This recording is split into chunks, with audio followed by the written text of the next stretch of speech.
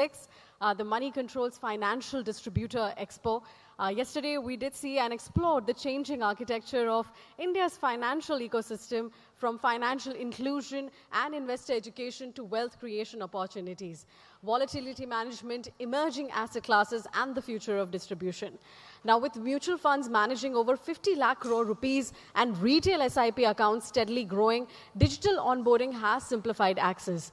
Yet, we are seeing rising regulation, tighter margins, and higher investor expectations are reshaping the landscape.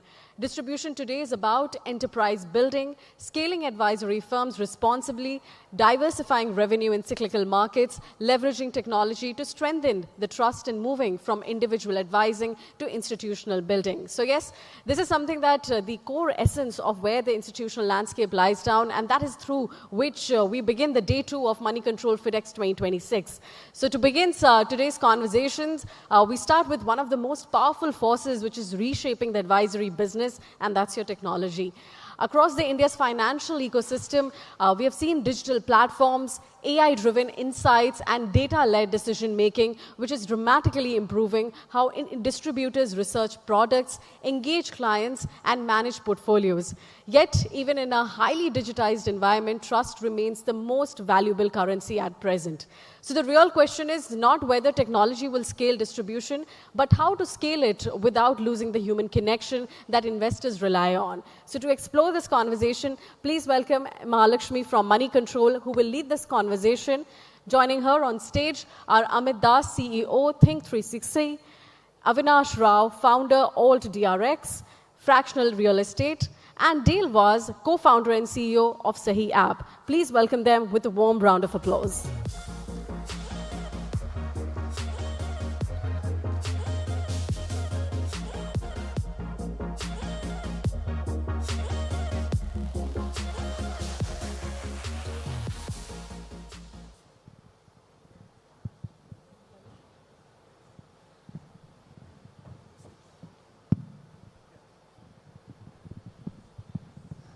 Is this audible? Is it audible? Okay. Thank you and welcome back to day 2 of FiDEX. I hope everyone enjoyed yesterday and got some useful takeaways from all the discussions we had. And today is a fantastic day to start with something completely different, which is not about markets, what do we expect in the next 1 month or 1 year, but something that is very, very fundamental to all businesses, all individuals who are selling something to somebody. And the most essential part of that relationship is trust. Here we have 3 founders, 3 CEOs who do very different things. And they're all, the only connection is that they're all related to technology. And we are right now moving into a phase where tech is just all around us in single thing we do. And we're all also fearing that AI is going to take over pretty much everything that we do. But I feel reassured that trust, AI has quite some distance to cover when it comes to trust. But how do we, in this all-pervasive technology world, how do we build trust in whatever we do, which should be relevant for everybody? So let's get started with Dale, because, with respect to markets, trust is really tested when markets fall. Nobody wants to ever see their portfolio in the red. And that is when you start to question everything. On a bad day, your transactions don't go through, or there is a small glitch. Because the person is stressed out, all of the flaws get, come to the fore. So when you build a technology-based platform, how do you build trust? And for everybody in the audience who are largely not completely tech focused, but they use technology, what would you say is the human element in building this trust? Got it. Good morning, everybody. Thank you, Mahalakshmi. I'm Dale. I'm the CEO and co-founder of Sahi, which is an online brokering business. We launched 1 year ago, and our vision is to build a financial institution for Indians who are looking to grow their money. So with Sahi, we want to be able to provide the portfolio of assets across different classes that somebody can use to build their long-term wealth. And to your question, as an online broker, there's definitely a lot of times where people are nervous about their transactions, people are nervous about technical questions. And I think for me, trust comes down to two things. One, investing in technology to provide a very robust and stable system so that whenever people access these platforms, they get the performance that they need. Second is providing transparency. Transparency comes where all the information the user needs is available on their fingertips. For example, when the market moves, people have this question, is the index falling? Is it going up? What should I do? So one of the features we built on the Sahi app is this AI-based indicator where we take all the information about the market. We look at the Nifty charts, we look at the option data, we look at all the different signals, and we use an AI model to generate a very simple indicator of where the market is, whether it's currently bullish, whether it's currently in a downtrend, whether it's currently in a sideways. Now, as a user, that's a very useful thing because for them, it gives them a very quick view of understanding how to react to the market. And that simple indicator is something that builds trust. In some cases, people may not even choose to do anything based on that indicator, and that for us is actually a success. So when I look at trust, I think technology can definitely help in providing that information, that insight to people to make them very well informed about their decisions. That's interesting. Avinash, a little bit on your business, because it is less understood. Explain that. And then, of course, on the element of trust, because yours is a very relatively new business on tokenization of real estate. As it is real estate, of course, people put a lot of money. Indians love real estate. But the trust in real estate, in some sense, is low. Trust in builders is low. Trust in, while there is a dichotomy. But please explain your business and how do you build trust with your customers? Hi, I'm Avinash Rao. I'm the founder of All DRX, and thank you for this opportunity. And thank you all for listening to me. Very rightly said, in real estate, trust is inversely proportional to love. Love and trust go hand in hand in most relationships. But in real estate, everybody loves real estate, but trusts it in equal proportion, doesn't trust it at all. So fundamentally, there is a challenge when it comes to real estate and trust. But many of you would be aware that the last dollar or the last rupee that goes into any asset class is in real estate, simply because unless it gets bombed, it is not going to disappear, right? So real estate remains no matter what happens. So fundamentally, that is the value of real estate. What we are building is a tokenization platform. On our tokenization platform, what we are enabling is for every Indian, primarily middle India, to invest in real estate anywhere in India for as low as 10,000 rupees by being able to transact 1 square foot. 1 square foot being the lowest denominator, so you can sit in any place. After having downloaded alldrx.com on your phone, within 4 clicks, you can be sitting here right now, but investing in prime real estate in Bangalore, prime real estate in Pune, prime real estate in Ayodhya, or any other part of the country. Real estate suffers with certain problems, which are also inherently considered to be positives. Fundamentally, it is illiquid, hyper-local, cumbersome, expensive, considered easier to buy, very difficult to sell, and most importantly, extremely difficult to maintain. Now, how do you take such an asset class and make it digitally viable? So the trust factor is so critical on a digital platform because generally it is perceived that real estate has to be seen to be believed. Only when it is ready do you really get to benefit from it. So what we do on our platform is, for our 10,000 rupee customer, we only let them invest in ready grade A, high quality assets. So fundamentally, there is no risk attached from an asset standpoint. The grade A asset is of a high quality developer. The quality of the asset is ascertained because it's ready, it's not under construction. It's not something that is like a pipe dream and going to come to you after 5 years. It's not a promise, it's a delivery which has already happened. So that is number one as a trust factor. Number two, all the documentation that is done through a very valid process of due diligence. So there's a legal due diligence that takes place, there is a technical due diligence that takes place, and then there is a detailed micro market study. So fundamentally, we create all this in a manner wherein as a package, you could see what you're investing in, where you're investing, and what are the prospects of that investment. Now, that is point number one. Point number two is it's all written on blockchain, meaning when I say 1 square foot, I'm actually transacting 1 square foot. I'm not transacting 2 square foot and selling it to 4 people, right? That's not what's happening. It's all written on blockchain. A common myth that blockchain is equal to crypto. It's not. All real world assets can be tokenized and they're not crypto. They're not cryptocurrency.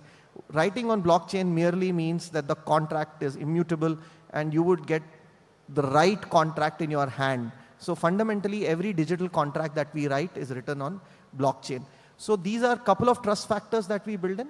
More importantly, all the processes that we follow are such where your wallet, the escrow account has got a trustee. So all the processes, the financial processes are vetted and at par with the best in the industry. So fundamentally, by downloading the app and clicking 4 clicks, you will be able to invest 1 square foot, and it is a safety net that is created with the steps that I just told you that we take. Sure. Amit, yours is, it's not front-facing, it's not customer-facing role. But, every time the transaction, mostly when things are smooth, we don't appreciate the value of what has gone into it. But the moment something goes wrong, you get the flag for it. You are, in a business where everything, every time has to fall in place and go smoothly. How have you, if you can explain in your business, how have you applied tech in a way that, the error rate is 0, which I presume it is? I'll hold on to that thought. But yeah, hi, this is Amit Das. I am the founder and CEO of Think360, which is a CAMS group company. We came into the capital markets fold with CAMS a few years back. I want to start with where you started the conversation, which is, in an increasingly digital and tech-enabled world, what happens to trust? And also to give respect to the audience, which is a custodian of trust for the MFDs are the custodians of trust for a very, very large investor base that we have in the country. And it started as a relationship which was very human in the loop, physical. You sit, you derive trust out of your interaction with the people, right? And some people like us, CAMS, Think360, all of us, we are sort of trying to disintermediate that trust using technology, data, systems, processes that are in play.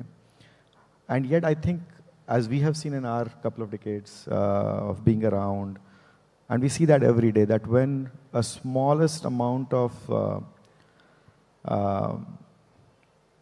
challenge in the process happens, our default is to go back to the human in the loop and try to solve it that ways. And which is why almost all native tech and all the tech that probably the people in the room are using today have a fail-safe layer which is more human to kind of give the assurance. And that's kind of something that CAMS has done beautifully. We are a scaled tech infrastructure company. We are a critical financial infrastructure of the country. And yet we are very human at its core. We do have fallbacks. We have branches. We have call centers. We have websites where you can raise queries and so on and so forth, because we are in this journey of trying to operationalize trust at India scale. If you cannot build tech that supports 1 billion plus people, then your tech is not designed with that sort of ambition and you have a flaw there. And I think that's something that we as a group do take very, very seriously, very, very responsibly. And in terms of the investments that we are making, we'll continue to make in the markets. So I often say that, there is a application or an interface level set of innovations, right? So think we were one of the first companies to fight for what is now known as video KYC in customer onboarding and so on and so forth. So in 2022, we were ready before COVID happened. So, and that was something which allowed us to, let's say, continue onboarding customers who are sitting in extremely remote parts of the country without having to physically put people at risk by sending them in the field. That tech is now considered to be table stakes. Everyone has it. Everyone is trying to do something with it, right? And that's just one example of how things will happen. Another example is how I think a lot of the algorithms that we kind of briefly touched upon. There's a whole series of those algorithms that CAMS has been building from a capital market trust perspective. We are building a series of data products which allow institutions to identify where the big opportunities are, how to go after them, sort of a prioritization frameworks and those kind of things. We are building AI at the servicing layer so that you are not stuck in an IVR queue for 45 minutes before you get your answers. We are building the largest consent management layer because DPDPA, for all of us in the room, data privacy law is now in force. It is to be operationalized by next year. It puts a huge amount of regulatory responsibility on every one of us. So we are solving for that consent management, consent lifecycle management at scale to make sure that all of us are dealing with data, infrastructure, tech, applications, and processes with the highest possible amount of trust that we can. So those are the series of investments that we are making right now. I'll come back for more on that. But Dale, there are already a number of brokers and definitely a large number of discount broking platforms also. And mostly people don't switch if they're okay with the platform, whether they're good or bad, whether they lose money or not money. The people don't really switch. That's because of inertia, complacency. For a new player like you, what is the proposition? And I'm saying this is true for every business. Like, if you want to capture new market share, either the other guy makes some mistakes or you have something really new which draws people into your ecosystem. What is that for you? And you said, you handhold investors in terms of, telling them whether the market is bullish or bearish. Today, in an AI ecosystem, there are so many things that you can do. Is that a challenge to even a tech-enabled player like you?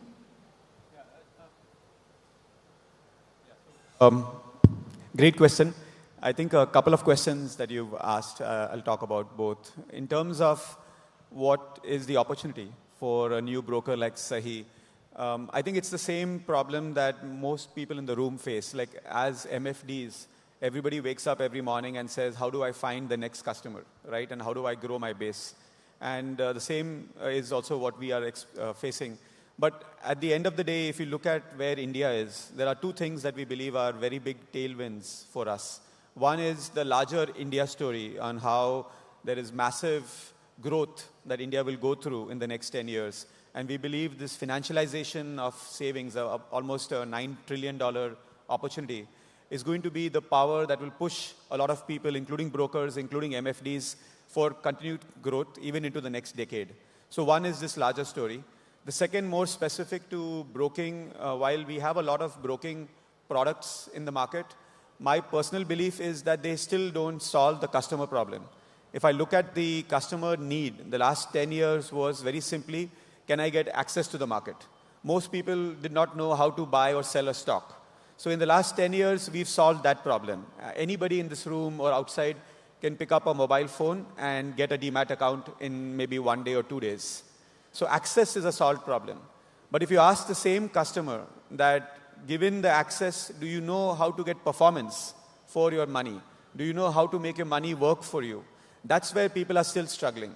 And we've seen SEBI reports, 90% odd people lose money in F&O, 70% odd people are losing money in intraday.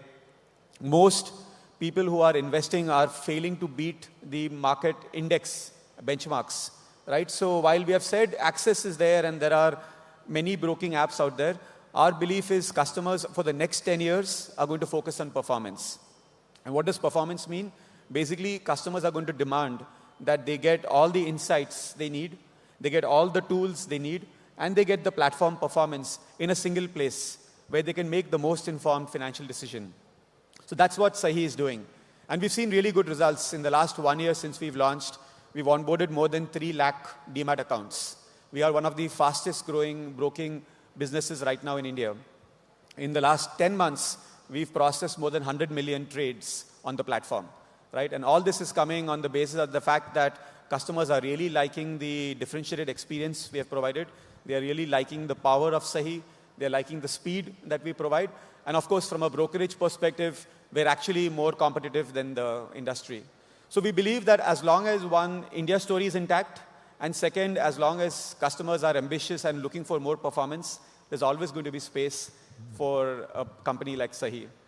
The second question on AI and how AI can help. I think this is a question even over the last day. We have a stall here, so we have met many people here. And most people are very curious about AI. And I think it's a very important tool because my background, I've been in the tech space for 25 years. I worked in Amazon in the US for 11 years, and I was the CTO at Swiggy. So I've built AI systems much before AI systems were popular. And I've seen that there's a lot of power in what you can do if you deploy AI correctly, right? And so when you look at today, with the information available, the biggest problem people have is too much of noise. As a customer, I have so many different news articles, so many tweets, so many different signals. Which one do I focus on? And I think where AI can really help is if we use AI to provide personalized and contextual advice to people. So if I know as a customer, this is your portfolio, this is the kind of risk profile you have, this is the kind of ambition or goals that you have, can I provide for you specific advice that is tuned? That is where I think AI can really help people scale, especially an MFD if they're looking to scale their business using AI as a way to be able to provide services to a lot more customers. So I still feel though that with AI you will always have the human.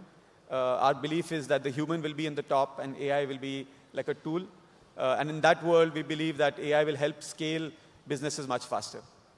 I'm sure, and that is the advice everybody in the room can also take, that how does, even if you are a one-man army, how you can, use AI, leverage it, customize it for your customers and, strengthen your reaction time to address customer needs and queries.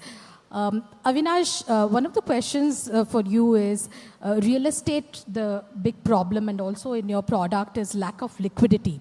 And a lack of liquidity also means the price discovery. I mean, in stock markets, whatever price it is the collective wisdom of the crowds today, right? Like every minute you are assured that this is the price where buyers and sellers converge.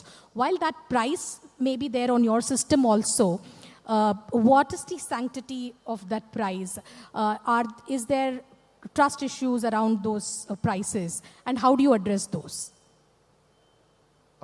Very, very valid question because price discovery is a very integral part of any marketplace and it is tough in real estate to easily say this is the price or that is the price. Unfortunately, as things stand today, the market is not as deep as it should be. It's taken about 50 odd years for the stock market to come to where it is and hence price discovery is a given. You accepted it that, okay, this is the price and this is how you move forward. So in our case, at this point in time of our journey, what we do is we've built an algorithm. The algorithm is an indicator of the price. The algorithm is basically an open source algorithm which any of our customers can view. So we give very clear indicators as to how the price is arrived at. And basis that, the algorithm can be played with by the investor, prospect, or say anyone in this room today and say, okay, if I change one parameter, how does it impact the price? So you will be able to judge whether the price on the platform is accurate or slightly bloated. So fundamentally, we try and make sure through certain subjective norms and through this algorithm to ensure that the price never gets bloated or never gets inflated to an extent where it becomes unbelievable. That is number one. Number two, all the documents. So for example, if the price on the platform is showing as 7,500 rupees, but all my documents at the back end will show you that the price at which the asset was bought was 6,500, 6,750. So you know that there is a benchmark price. And on that benchmark price, over the last 6 months to 1 year, it has moved in a particular direction. So it is not that there is no pricing available. It is just that it is not being discovered by demand and supply. As the market grows, as the market becomes deeper, it will get discovered by demand and supply. But today, between the pricing at which the asset was bought, between the pricing at which the asset is being placed in the marketplace and our algorithm, there is a fair indicator that you will be buying it and selling it at the right price. Fair enough. Amit, for everything you explained that happens at your end, you're talking about, insights into the assets and so on. What kind of, in what way can people in this room, the distributors, leverage all the tech that you're putting it to get insights into market opportunities and so on? If you can sort of take us through how can they leverage this? I'll try my best. So today, there's sort of a step one, what I recommend almost always, is sort of a step one audit of sorts of what your infrastructure today is. And do you really need the same stack as, let's say, one of the larger MFDs, if you're a small MFD, etc. But even so, there is sort of a democratization of tools and tech that has happened already. And I'll take an AI example from everyday life that we have today. That I have a particular agent trained which tries to make me sound intelligent in front of my CFO. Because I am trying to understand what my audience is going to ask me as questions, right? So you can, that sort of learning, that sort of training has become very easy, that sort of build out of micro applications has become very easy. So we should, in our whatever time we have, energy we have, that's one investment which is very personal or small institution types. But the interesting thing is that as an institution, we are trying to throw a lot of these assets and tools out there in the market, right?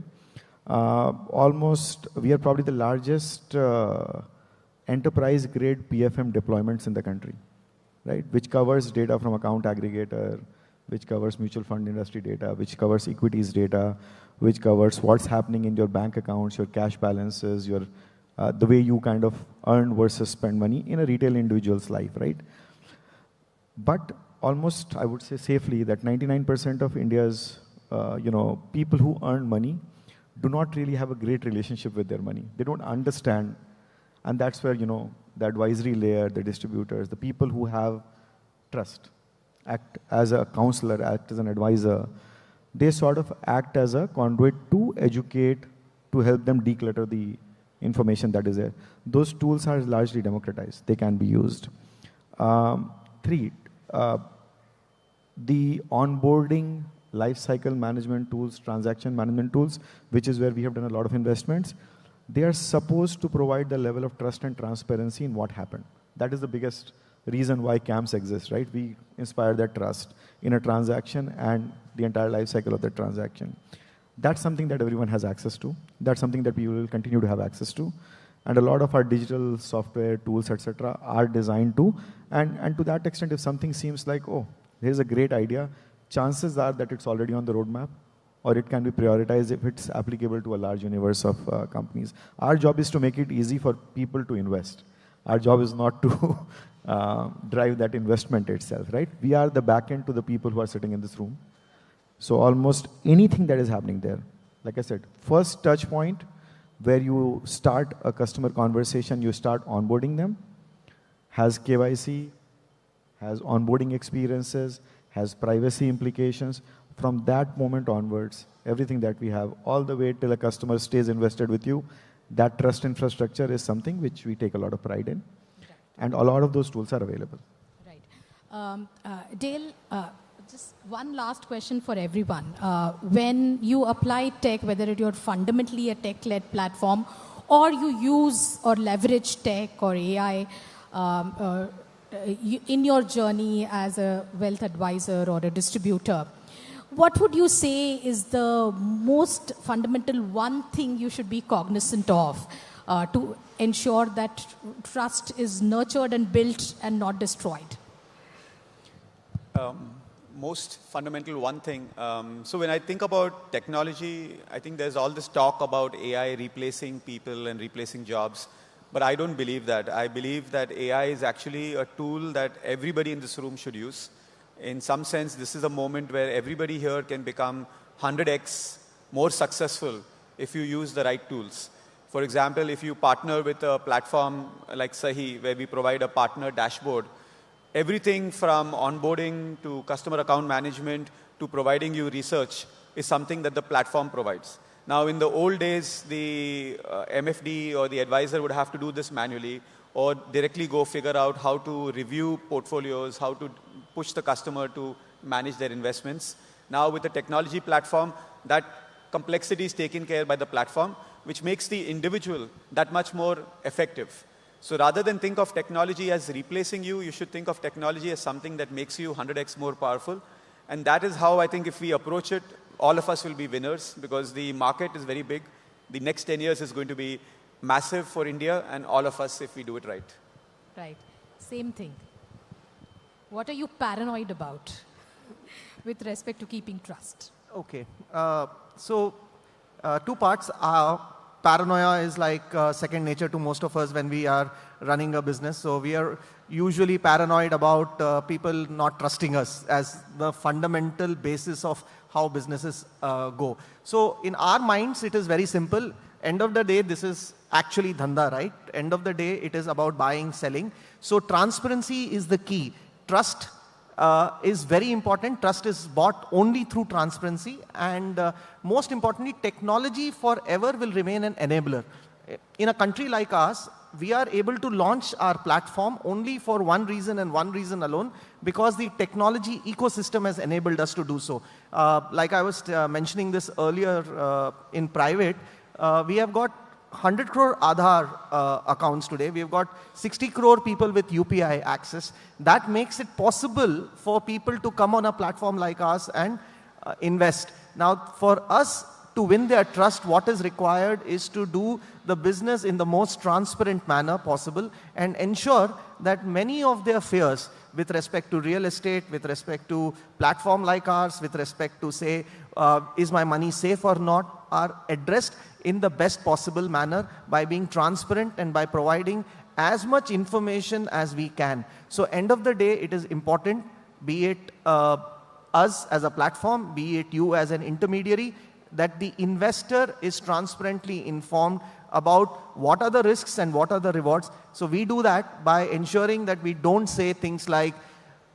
aapka paisa double ho jayega ek saal mein, for example. We clearly say that there are market risks, there are no guarantees, but if you do these 5 things, the likelihood you will make a return of X percentage is very high. So this is how we go about our business. So fundamentally, we believe technology as an enabler and trust can only be won through complete transparency. So if you ever visit my platform, you will see that we transparently provide a whole lot of data to ensure that you are making an informed decision. Sure. What about you, sir? MSD has a statement that he makes often, MS Dhoni, trust the process. So when it comes to AI, if you're expecting outcomes which are perfect today, you might be disappointed every day. But if you understand, if you invest that little bit extra in understanding how it really works, the improvements that you see every day are very, very, they are better than the human jumps in evolution, so to speak.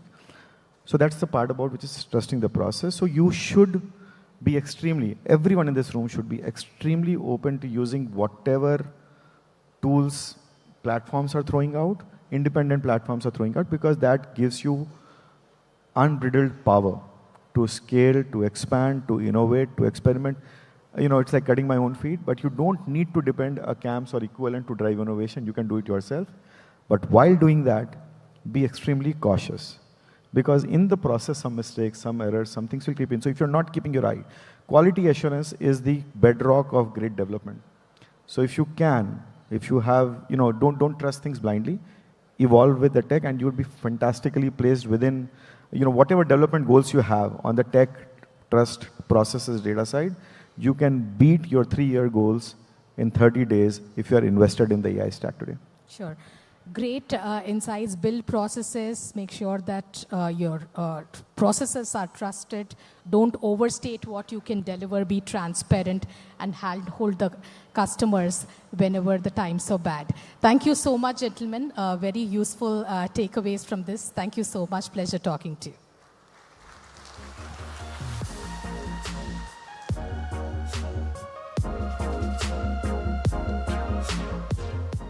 All right, thank you for everyone for clarifying that technology becomes meaningful when it reinforces trust.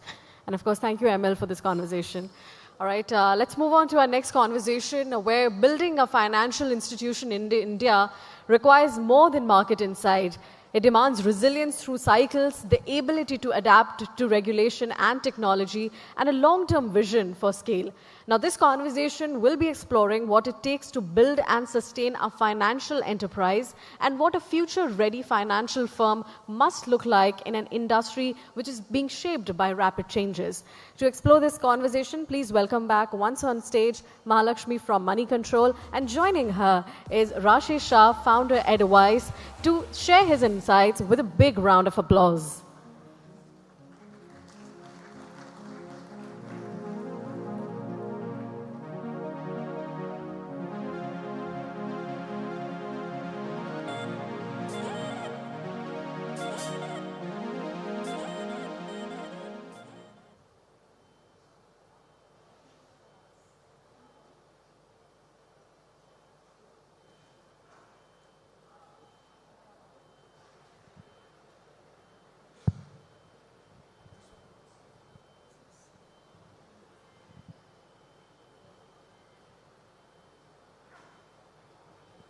Is this, yeah. Okay. So first of all, Rashesh, such a pleasure having you today. Thank you for sparing time for us this morning. You started out in the 90s. You were from the IMA. Today, this crowd is a mix of distributors who are perhaps in their 40s, 50s, and a lot of young people who are starting out, and a whole bunch of people who are also viewing us live, who are young and want to build careers. And they start out young individually as one-man armies and then starry-eyed to build institutions like yours. Take us through your journey, because this is not about the India opportunity, which is well documented. We all know and believe in our, very optimistic view of the future. But in the financial world, to build a business, that too in India, is not easy. There are the peaks and troughs of the market, which we often ignore and look at only the big picture. Start with your first few years. What got you inspired? Because it would have been easy for you to be from IMA and get into a top company, which you did, and be a professional. Why get into entrepreneurship at all? Yeah, first of all, congratulations to you and thank you for inviting me. Truly very honored, very grateful to be here with all this very energetic audience. I was told this is the first event of yours, and congratulations. I think it's a very big hit. Yeah, I think going back when we started Edelweiss about 31 years ago, actually after I graduated from my MBA school, and my idea was to work in a company. I come from a business family. My father was what we today would call an MSME entrepreneur. We had a small business, and I saw the hard work that an entrepreneur had to do. So I said, I don't want to do this hard work. I will study, get a good job. I want to be an AC cabin in ICICI and be an officer rather than an entrepreneur. But I think something changed after the balance of payment crisis we had in India, because in order to solve that, we actually obviously deregulated industry, we opened up the external markets, but we also reimagined our entire financial economy. And if you go back and see, it's easy to connect the dots now. At that time, it was not as clear, but ऐसा था कि कुछ exciting हो रहा है.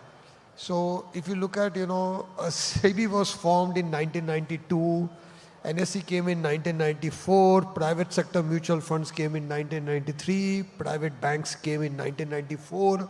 So between 92 to 94, as an aftermath of the balance of payment crisis, India did something very smart, that we reimagined our financial structure because we realized that we cannot be dependent on foreigners for capital. We have to generate our own capital.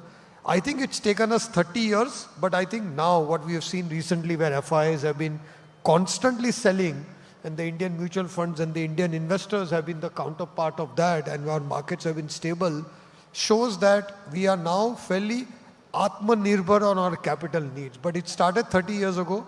We are very fortunate. I got, I was an ICICI. We had clients like Infosys and others. I was the account officer. And Mr. Murthy used to say, you should be an entrepreneur. India mein bahut ho raha hai. Excitement is going on. This is the new age of entrepreneurs. And that is true even now. I think for the last 35 years, I've felt every 5 years, it's a new age for Indian entrepreneurs. And entrepreneurship in India has truly grown. It's become more and more, democratized. Earlier, we had entrepreneurs coming from, Mumbai, Delhi, Bangalore. Now entrepreneurs are coming from all over India. I go to Indore, I go to Bhopal, I see such entrepreneurial energy all over. So I think this has been the 30-year story of India, and that is how we started. And obviously, as a good MBA, when we started, we made a good business plan that, 5 saal, first year we should do 30 lakhs of business. Year 2 was supposed to be 50, year 3 was 1 crore, year 4 was 1.5 crore, year 5 was 2 crores. And as good, estimation or planning, first year we did exactly 30 lakhs. But problem happened in year 2, we did only 25 lakhs. Third year we did 18 lakhs because there was an Asian financial crisis and there was an NBFC upheaval in India at that time. So instead of going forward, we are going backward. But in the 4th year, we did 1 crore. But in the 5th year, we did 11 crores. Of course, it was the, technology boom and all that. So first thing you learn is it's not a linear growth that happens in India. The growth is fairly erratic and can be in the short term highly volatile. But in the long term, actually there is a lot more growth than you can estimate. And that has been true for the last 30 years. I always say that we are 30 years old and we are 120 quarters old.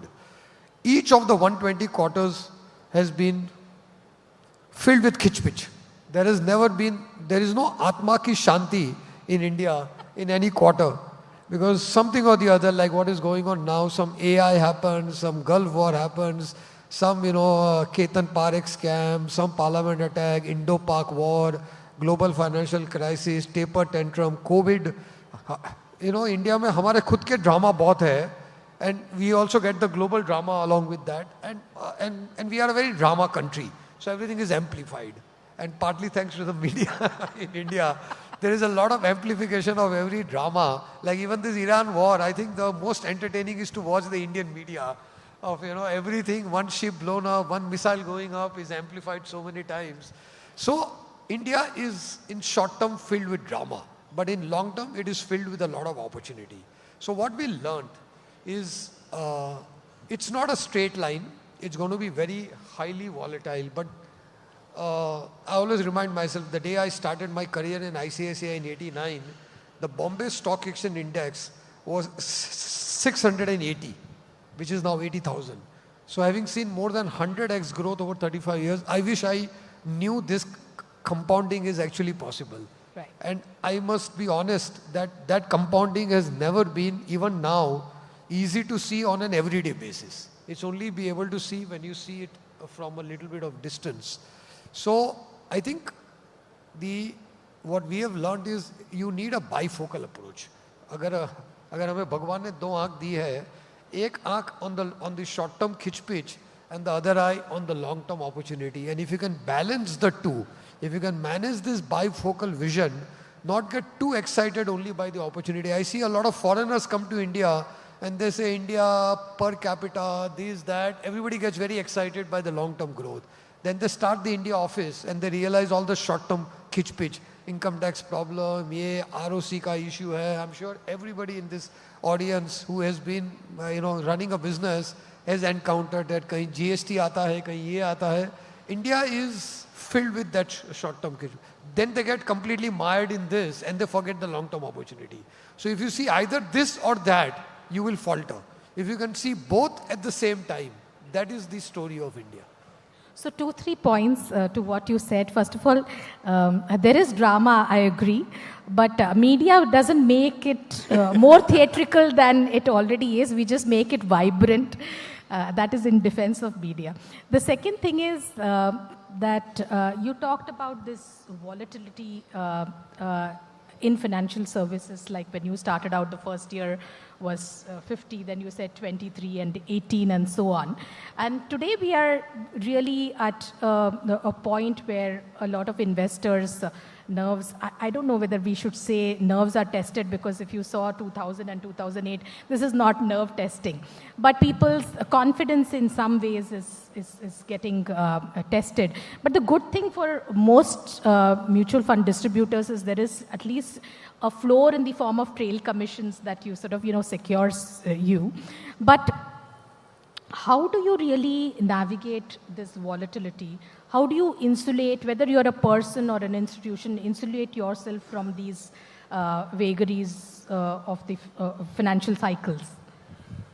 So I think, as I'm sure everybody in this audience has also learned, volatility is in the eye of the beholder. And I'll give you an example. If I'm going to watch market every day, and I'm actually watching stock on a minute-by-minute basis, it opens at 100, goes to, goes down 2 points, goes up 4 points, so goes from 100 to 99, 98, 97, 102, and ends the day at 100. Now, is that volatile if I'm watching it only on end of day to end of day? I didn't see any volatility. But if I'm actually watching it on a minute-by-minute basis, then there is high volatility. The same thing applies. If I see the market on a day-to-day, quarter-to-quarter basis, there is volatility. Anybody who's built any business has realized that even business is not an annual cycle. It's not like agriculture. Our annual cycle is an agriculture cycle. You harvest in one quarter, you sow the seeds in one quarter, you harvest, because it's an agrarian cycle. Business cycles are 5 to 8 years, 8 years cycle. Anybody who's built a business has realized you invest for 3 years, you consolidate for 2 years, then you harvest for 2 years, whether you're starting a wealth management business, asset management business. And in Edelweiss, we have multiple examples. Our own mutual fund, we started in 2008-9. Until 18, we had gone from 0 to 5,000 crores of AUM. 18 to now, we have gone from 5,000 to almost 1,80,000 crore AUM. So there is a consolidation phase, there is a takeoff phase in every business. So having a mindset of a 3 to 5 year, at least as the minimum, when you are looking at markets, and a 5 to 8 years when you're building a business, helps a lot in dampening the emotional volatility. The emotional impact of the volatility is a lot higher than the actual impact. Because if you're watching it every day, your heartbeat goes up. And I always say that in markets and in building a business, important is to conserve your financial capital, and I'll come to that. But it is equally important to conserve your emotional capital. And what happens, the volatility takes a lot of, and that's why this bifocal helps you. What is happening in India with AI on one side, with geopolitics on the other side, is real. I'm not saying the short term is unreal. The short-term issues are real, and you have to navigate through them, but only when you go through. I give an example, Muhammad Ali Road, cut traffic, you hit coastal road. Then you come out of coastal road, you come to BKC, again you hit traffic. So that is going to be the story of India, but don't get too caught up in the short term or only on the long term. If you can do both, and in your business, take a 5 to 8 year cycle. In investing, take a 3 to 5 year cycle. You will be able to manage the volatility, the emotional cost of volatility. The second is the financial staying power. because every business, every investor needs financial staying power. So, and I'm talking about investing, I'm not talking about active traders. That's a whole new game, since the audience is mainly distributors who are advising investors. This is there. If you are a trader, it's a different. If you had another group out here which was filled with intraday traders and option market makers, there is a different, I think, rule book for that. But for anybody who's building a business, who's investing, also making your financial capital very resilient is equally important. And there we say, if you are borrowing, I think borrowing is the one thing that takes away resilience because of volatility. If you have no borrowing, if you start a power plant, if you start a steel plant, and if you have zero borrowing, you are inefficient, but you will be in business forever. No matter what happens, you can never go bankrupt. Nobody can drag you to NCLT if you don't have borrowing. But yeah, then you are using a huge amount of equity. So I think this balance of borrowing is like everything else. Thoda acha hai, agar bahut ho gaya, so it is very bad. So in investing also, if you do short-term borrowing, if you have a very clear plan, how you're going to repay, how the cash flow is going to come, it is a good thing. But most businesses in India, most investors in India have had to sell out at the bottom of the market, or most businesses have had to fold because of too much borrowing. I think 70-80%, it's not the market cycle, it's your own financial structure on borrowing which is important. So I think having financial staying power and having emotional staying power are the two more important things that you can bring to the table. Right. Rashesh, well said. You know, you have built multiple businesses in financial services, from asset reconstruction to, you know, loans against shares to the broking business, institutional equities business, all of this. Now, when the economic cycle goes down or the markets go down, the one thing is, how do you address your customers who are either losing money or falling into into a bad spot? The other is the business risks and challenges that you start to face.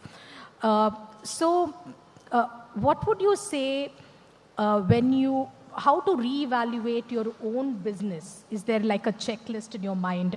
Because most of the people out here, maybe some of them are, you know, one-man army. Some of them may have just expanded a little bit their operations, maybe hired 4 or 5 people or 10 people, or some of them use tech and may have done some investments upfront. So as the new client activations go down, as the general sense of optimism goes down during this phase, not that we are questioning the future, how do you navigate this phase from a business perspective? And what calls, should you take harsh calls? How do you evaluate this whole scenario from a business perspective?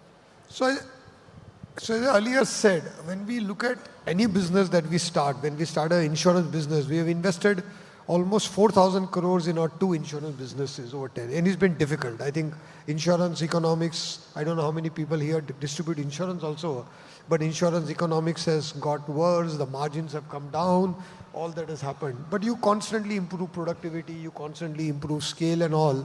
But we write down a 10 to 20 year business plan on everything we do.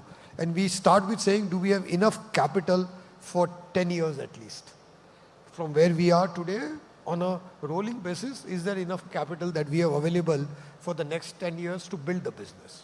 It's not required for all business, but when you're building businesses like insurance and asset management and all, you need 8-10 years. Even today, I always say that in India, we are all in a hurry. But even if you look at an ICICI mutual fund, which IPO'd recently, it's 30-year-old business. I was in ICICI when the plan was conceived. And it's amazing to see. I remember in 2000, when the AUM had crossed 5,000 crore of ICICI mutual fund, there was a party and everybody, all of us felt, oh my God, 5,000 crore ho gaya hai. Abhi to growth stabilize ho jayega. Abhi to how much more growth is going to be possible. So we all underestimate the future and the long term. And hence keeping anchored on the long term is the best way to play off.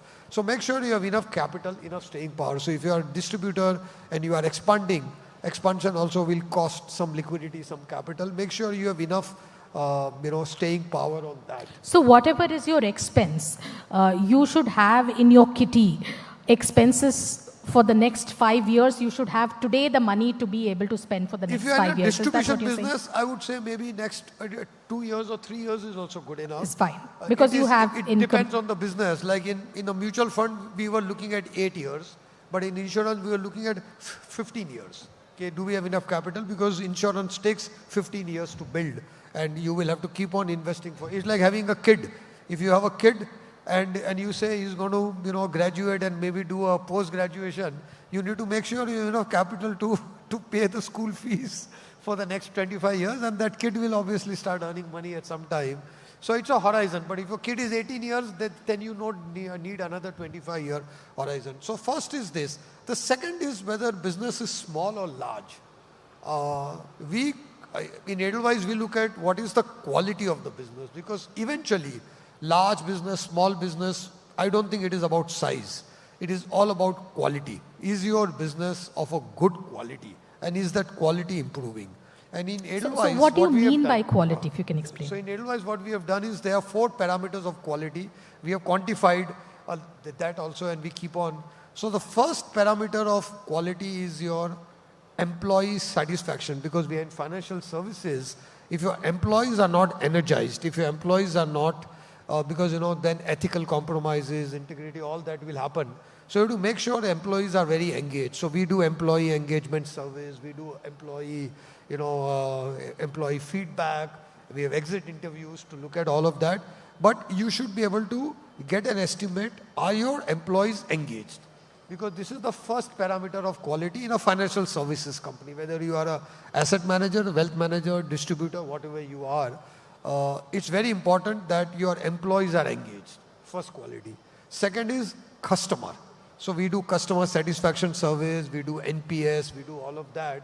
Also to try and estimate, are your customers getting what you are promising? Do they experience what you are promising?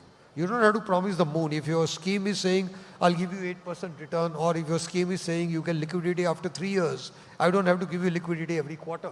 It's a 3-year liquidity, you'll get that.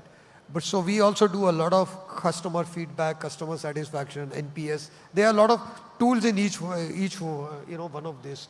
So employees, customers. Third, we look at the financial resilience. What is your equity to debt? What is your liquidity on hand that we spoke about? What is the margin? Because you're also investing back in the business, so you might not be showing profit, but you have the gross margin and then you have investment. What is your cash flow? Like we always say, every company in the annual report has 3 statements. There is a P&L, there is a balance sheet, and there is a cash flow statement.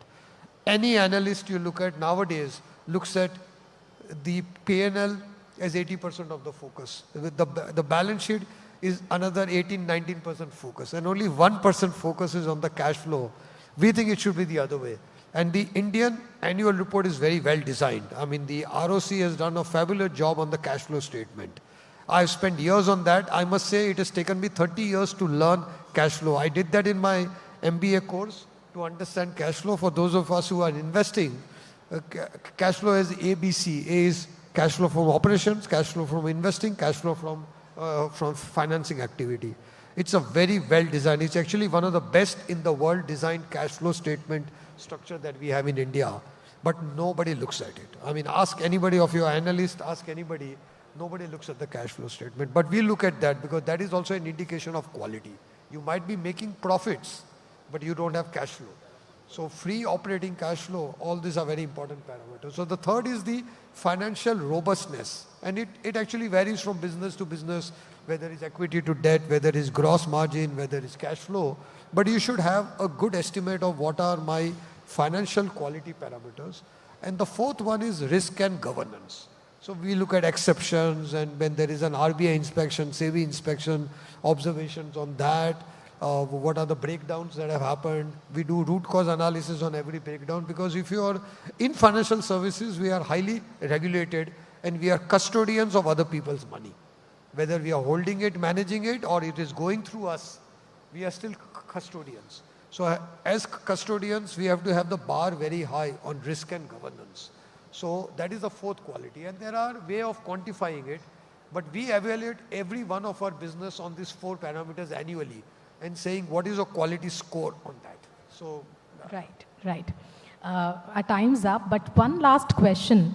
What do you see will be the impact of AI on financial services industry? And how do you think people can really leverage, or what will be the relevance of human advisors and distributors in this age of AI? So I think first of all, I do believe every distributor is an advisor. And but advice is also very client specific. There is, when we were building our, what was called Edelweiss Wealth Management, which has become Nuvama Wealth Management, we looked at advice, distribution, wealth management, whatever you call it, in three parts. One was the relationship, one was advice, and one was execution. I think the entire, digital journey of India has made execution very easy. So I think last 8-10 years, a lot of growth that has happened in our businesses has been because execution has got digitalized, got very easy. So I think we saw that increasingly all our relationship managers, all our wealth managers were slowly not as bogged down with execution, but was more advice and relationship.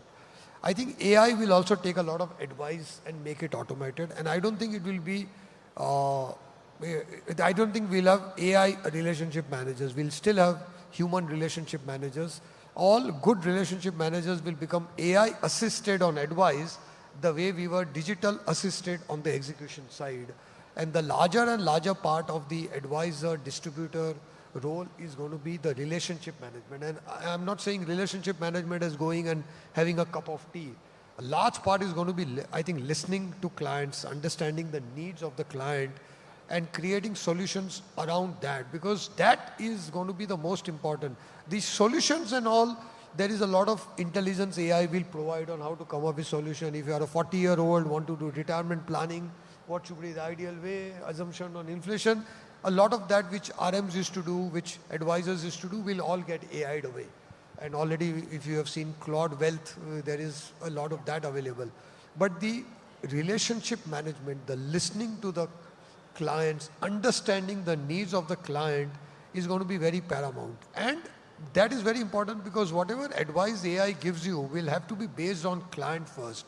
So a lot of the actual wealth management has been product first, and it's been, I do think we are a very product-centric financial services industry. We will become a client-centric kind of financial services industry. It's like what happened when we thought the earth was the center, and then one day somebody came and said, no, the sun is the center, and we revolve. I think the same thing is going to happen to each and every one of us. The client will be at the center, the product will revolve around, AI will help you on the product. And the last thing on that, the product configuration has got more complicated. If you go back 18, 20 years ago, if I say I'm very bullish on gold and the client wants to buy gold, you had very simple, go and buy physical gold. Now gold you can play through sovereign gold bonds, you can go gold ETF, you can do multi-asset fund, you can buy physical gold, you can buy gold futures. There are so many options available now to a client in terms of, so the same thing, you want equity allocation, you can do mutual fund, you can do direct equity, you can buy ETF, you can do futures, you can do MLD, market linked bonds. There are so many ways to play every asset class depending on risk, return, liquidity that you want, that the product configuration will be very important. A lot of that, once you understand the need and you communicate it to an AI model, it will come out pretty well. But understanding needs will become more and more important. Fantastic. As commonsensical and intuitive as it seems, I think that this is the biggest takeaway for me, and I hope people appreciate this, that listening to the customers and understanding the what the customer needs will be the most vital and irreplaceable part of this equation. Structuring the solution is going to be, can be outsourced to AI or tech. I'll just add, I think IQ will get more and more outsourced to AI, but EQ will always remain. And every distributor, every advisor will bring EQ to the table for clients. Right. Lovely. Lovely talking to you. Rashesh, thank you so much for these insights. Excellent. Thank you very much. Thank you all of you.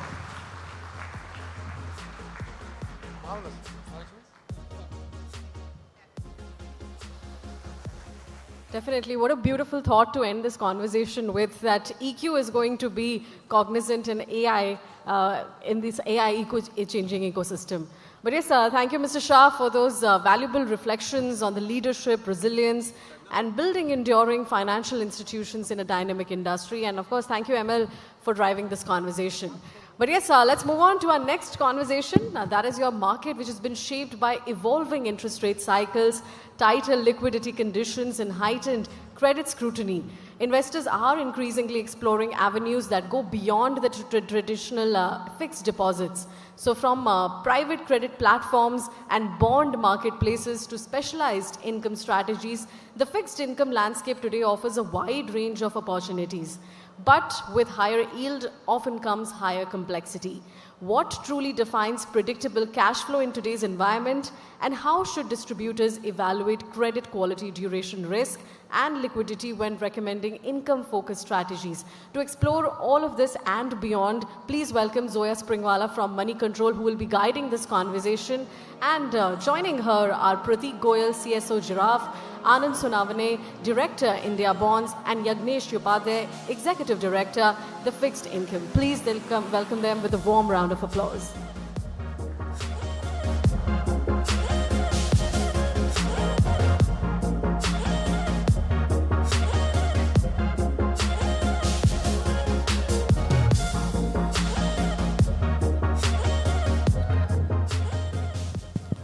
Hi, am I audible? Okay, fantastic. So, as India's bond market opens up to retail investors, fixed income investing, is expanding beyond traditional bank deposits. As a country, we're very used to bank deposits, and now fixed income is a whole new ballgame. So, my first question would be to all of our panelists. Do you think investors are overestimating the complexity of fixed income investing compared to equities? Thanks for the question, and I think fixed income is a very important asset class. To your question, actually, I think fixed income is a much simpler asset class than perhaps equity.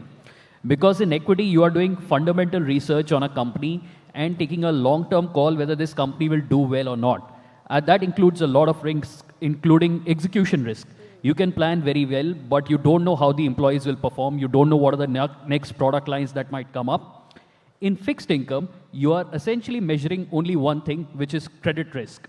And if you're not doing long-dated, long-tenor bonds, then you are looking at credit risk in a very short time window for which there is adequate financial information available. As Rashesh sir said, there is a lot of cash flow balance sheet available, which puts out a lot of high-quality information.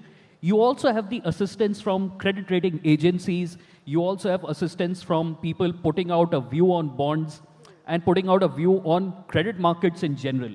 So I think actually fixed income is an easier asset class. It is just a little bit of an unknown at the moment. And as it gains more popularity, I think people will find it much easier. Same question for you. So exactly what he said, right? Essentially today, it is the awareness that is making it more complex than actually the asset class itself. Apart from the credit risk, as long as you are doing a hold to maturity for your bonds, there is not a lot of other risk that is there. You have the credit rating agencies which you help do that. Only if you were not to hold in maturity, then there is a risk of liquidity, because currently the market is not as liquid as possible. Right. So that liquidity risk is there if someone wants to exit mid-maturity, but a lot of bound platforms, right, coming up, there are around 40 odd OBP platforms, are pushing the liquidity as much as possible. SEBI is also doing a lot of presentations. SEBI is also pushing the bond market to actually evolve. That is why the liquidity risk in the upcoming years would come down. So in general, it is only the credit risk that the customer has to actually think about. Yeah. First of all, thank you Moneycontrol for hosting this event. This is the hosting this event and keeping 30 minutes for fixed income, which is the least talk asset class. Everyone talk about equity and all. Coming to your question on the complexity, see, fixed income instrument has FDs also, which is one of the simplest asset class to invest. We all are investing in that, which is the simplest asset class. When it comes to bond, with the evolvement of the OBP online platform, the complexity has done away with. as a retail investor, you can log into any of the online platform, you can do your KYC online, and there is an end-to-end digital journey. You can select the bond, you can make a payment through a payment gateway, you can use the UPI, all the transaction will happen through the exchange, and then you get the delivery of the bond in your demat account digitally. So the complexity used to be there because there was no awareness about the bond market. But now with the, enough of awareness is getting spread. There are so many online bond platforms, which transparently showcase what is the yield available on the bond, and there is end-to-end digital journey. So now I believe that complexity part has been done away with. Only work which we'll have to do is to spread more awareness on the bond market. The asset class, as I mentioned, this is the least talk asset class. Predominantly, we talk about equity, and somehow the fixed income is missed out. But with the event like this, where there is a more awareness is getting spread, then I think this market will become a big one. So many investors have this belief that fixed income is actually risk-free. But in today's environment, we're seeing tensions in the Middle East play out. There could be inflation risk with soaring crude prices. Some pockets of the economy could also see some disruption. So how are you seeing interest rates play out over the next 1 year? And what are some key risks, apart from the liquidity risk that you mentioned, that investors should generally be aware about? This question again for all of you. Yeah. So like fixed income market, like any other market, all three risks persist. Your first risk is on the interest rate risk.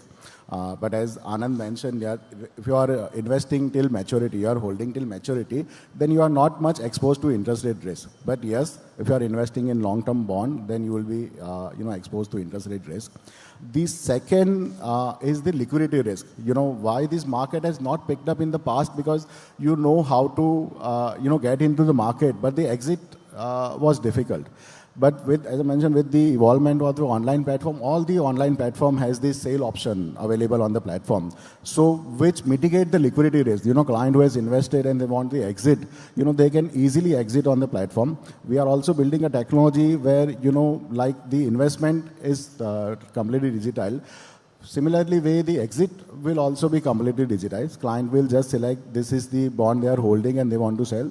So that will mitigate the liquidity risk.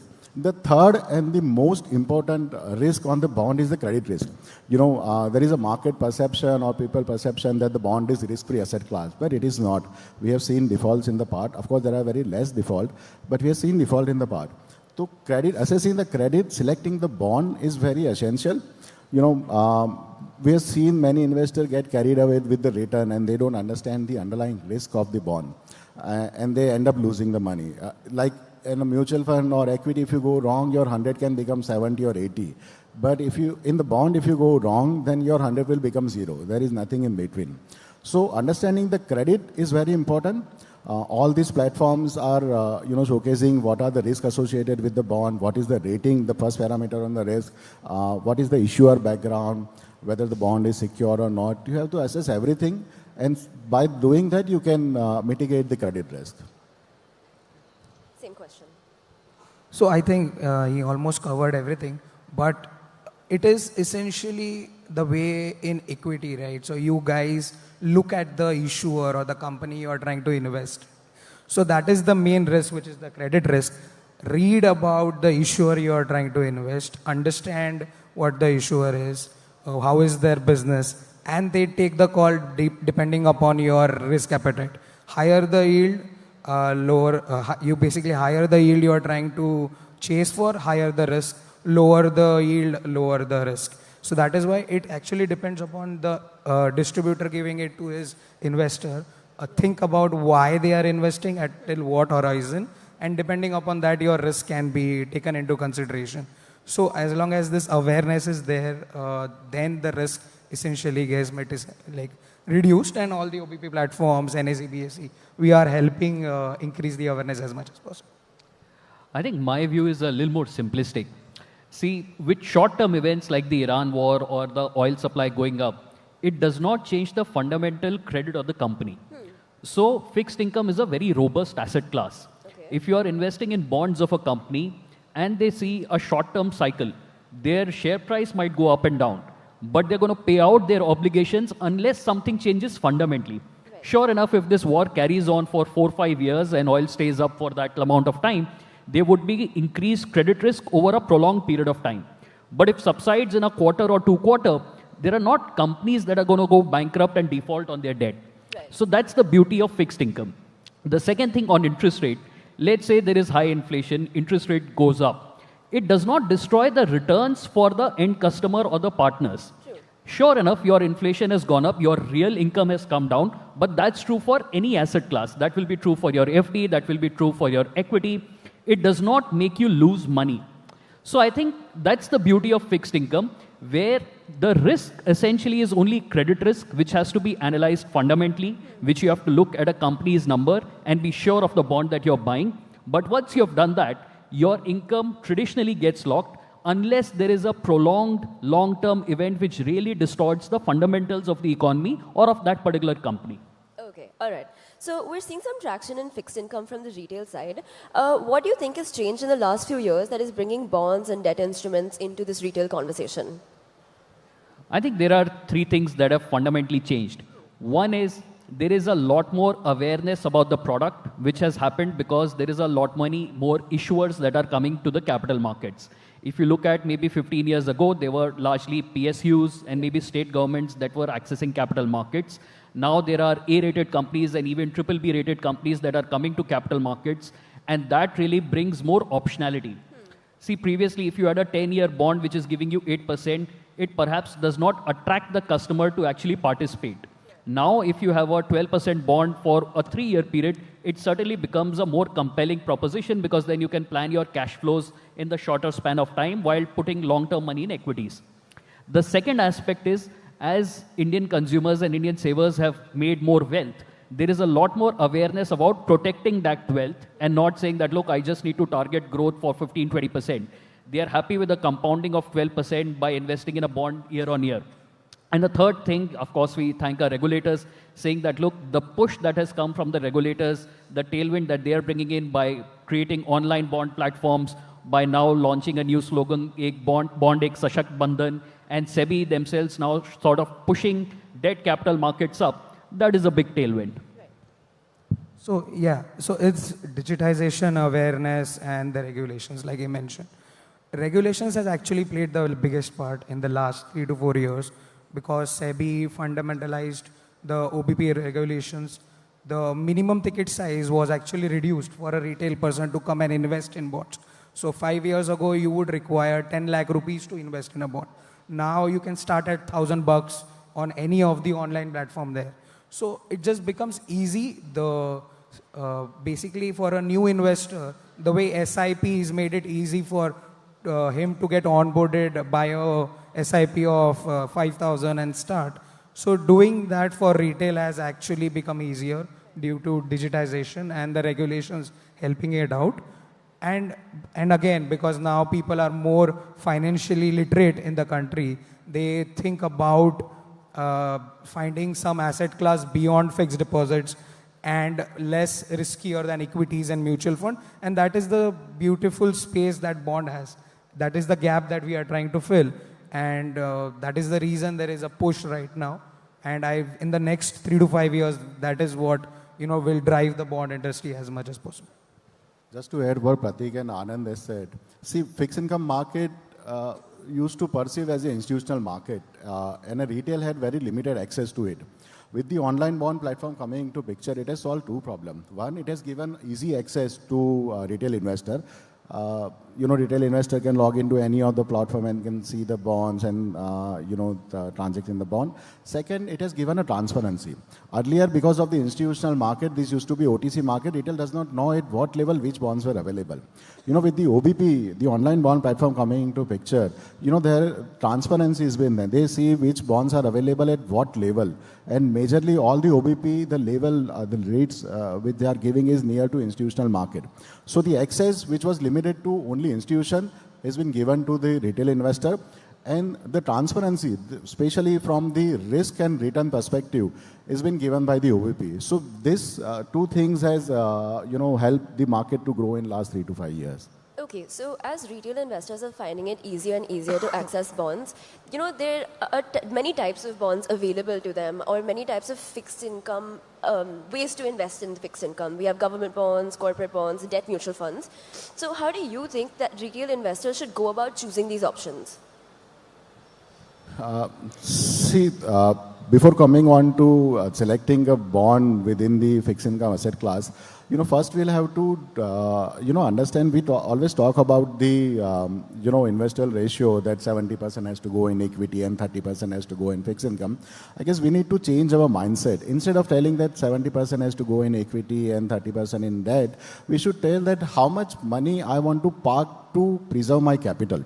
Say I have 100 rupees and I want to park 50 rupees to preserve my capital, which will grow, which will at least beat the inflation.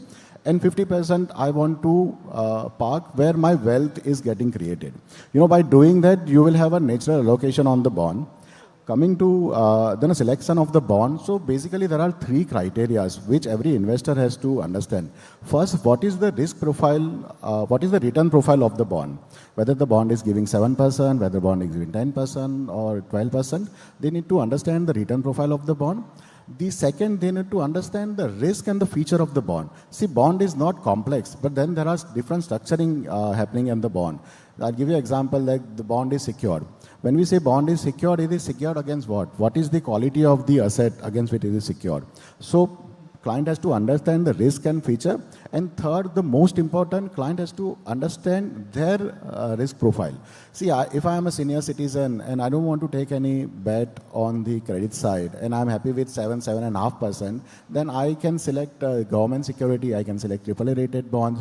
But if I want 12-14% return, and I have a decent A-rated bond which is available at 12%, and my risk profile permits, I can go for that as well. So three important things. First, the return profile of the bond. The second, the risk and the structuring of the bond. And third, as an investor, what is my risk appetite? Based on that, we can select that. Right. So it's mainly like one, so when we talk to a lot of clients, so it is goal-based, right? So as a consumer, or let's say the distributors who are essentially talking to their consumer, you have to ask them what is the purpose of this investment? Is it capital preservation? Is it making a cash flow? Or is it just parking of funds? So if someone wants to park funds for, let's say, a year, then there are short-term bonds which someone would want to put money into.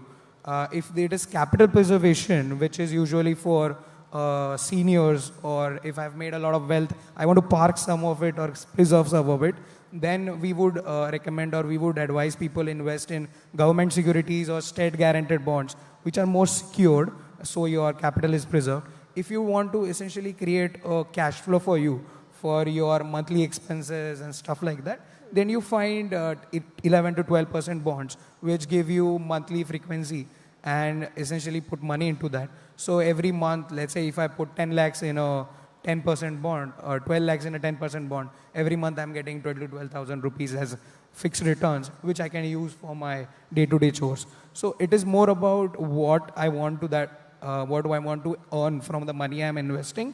And then there are a lot of options to essentially cater to that. So that is how a person has to think about investing in bonds.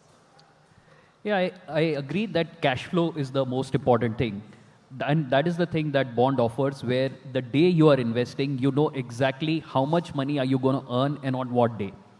So as a consumer, I would first look at what is my cash flow need and when do I want this money back? What is the interest rate that I am comfortable with? Right. Then you come to risk and say, what is the duration that I want to invest for? Because duration plays a key role in understanding risk. A 1 year difference between a AAA and BBB is much lesser as compared to when it plays out over a 10-year period. For example, the default rate of a AAA bond in 1 to 3 year might be 0.06%, and in a BBB bond might be 0.5%. Right. But over a 10-year period, it can jump up to 4 or 5%. And there are default studies that is published by CRISIL and other rating agencies which are freely available. Once you have an understanding of that, then you see what is my good risk-adjusted return that I'm happy to take. So in the short term, an A-rated bond might be very good, but over the long term, a AAA bond might be very good if the objective is capital preservation. Right. Right. Okay. So all of you have mentioned that there's this massive push towards fixed income. So looking ahead 5 years, how different do you think India's retail fixed income market will be compared to today? I think it will change significantly. Change is just beginning. We saw a lot of change in the equity markets when digital brokers came in. And then, of course, with mutual funds AIF becoming a key slogan, I think bond and the fixed income industry is at that cusp when over the next decade, we are going to see about a saver having 20 to 30% of their portfolio in fixed income. Traditionally, it's been gold, real estate, and equity in mutual funds. Now, as people are creating wealth, they don't want to be subject to a volatile market. Everyone saw the good years, especially after COVID. The first 2 years was very good for the equity markets. And now we have seen a couple of bad years. The fact of the matter is that on Nifty, you will get that 10 to 13%. On an A-rated bond, you can also get that 10, 13%. So people will start to build more robust portfolios. There would be more liquidity in the bond markets, and that will help create far more awareness. That will help create more exit opportunities, more trust.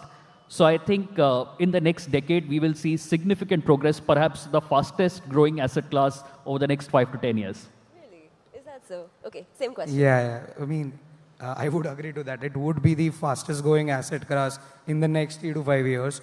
And it will be propelled by awareness, because SEBI is pushing for it, the exchanges are pushing for it, the bond platforms are pushing for it. If you even look at different advertisements, it's all over the place, right? So as the awareness increases, the number of people who invest increases, the liquidity will increase with it. You will have more money pumping into the bond markets. That is why you will have issuers coming in who will find this as the right avenues to increase. We will see issuers from different sectors coming in. So primarily it has been that bond markets you will see issuers which are for construction or financial, from financial NBFCs and stuff like that. You will find different issuers coming in. There are a lot of municipal bonds that are coming in, right? So the government is trying to also raise funds using it.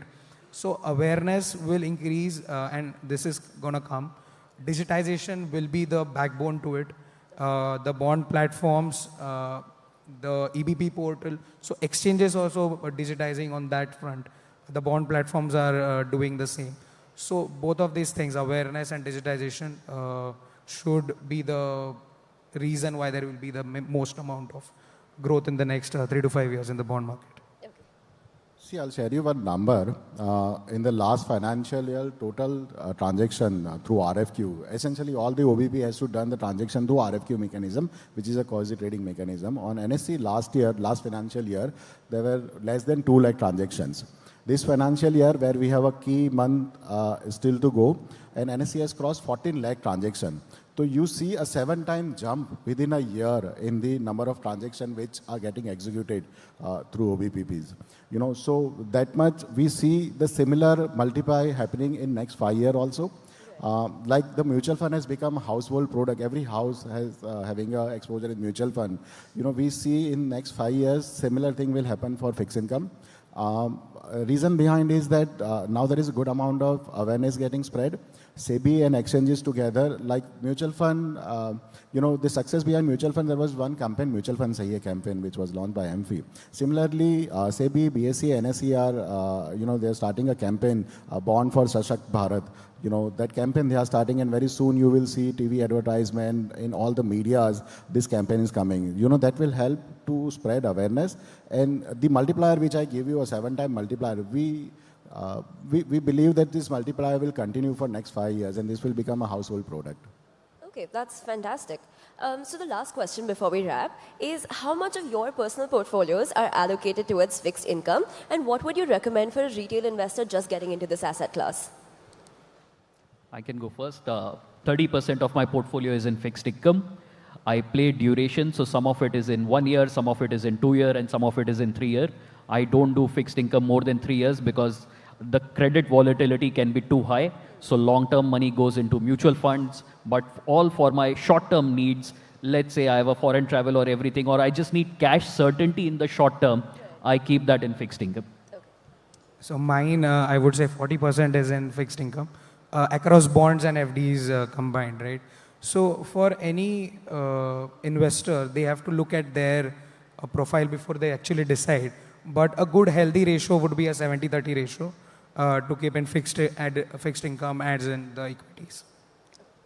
As I mentioned, there is no defined ratio. It's up to us that how much percentage we want to, keep it for capital preservation. If I talk about myself, my 30-40% goes into fixed income.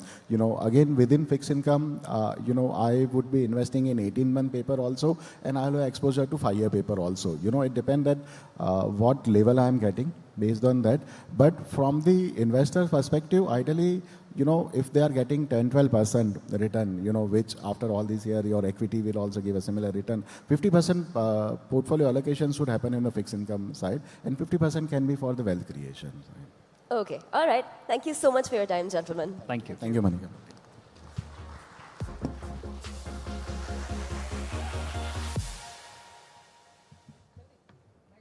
All right, thank you everyone for bringing clarity to the evolving landscape of income strategies and the role they can play in building stable and diversified portfolios. And of course, thank you Zoya also for leading the conversation. But let's continue the conversation and let's talk more about market volatility, which has often created liquidity needs at the most inconvenient moments. When investors have sold long-term assets during drawdowns, it can disrupt compounding and derail carefully built investment strategies. This is where tools such as loans against securities and loans against mutual funds are gaining attention as structured liquidity solutions.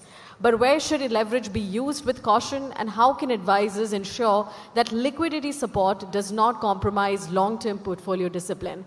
To explore this conversation, please welcome Anisha from Moneycontrol, who will lead this conversation, and joining her are Mithil Sejpal, founder at Valuable, Kushal Rastogi, founder at Knight Fintech, Bharat Lamba, co-founder and chief business officer, Volt Money, and Nitin Kumar, head of sales and distribution digital ecosystem at Aditya Birla Money. Please welcome them with a huge round of applause.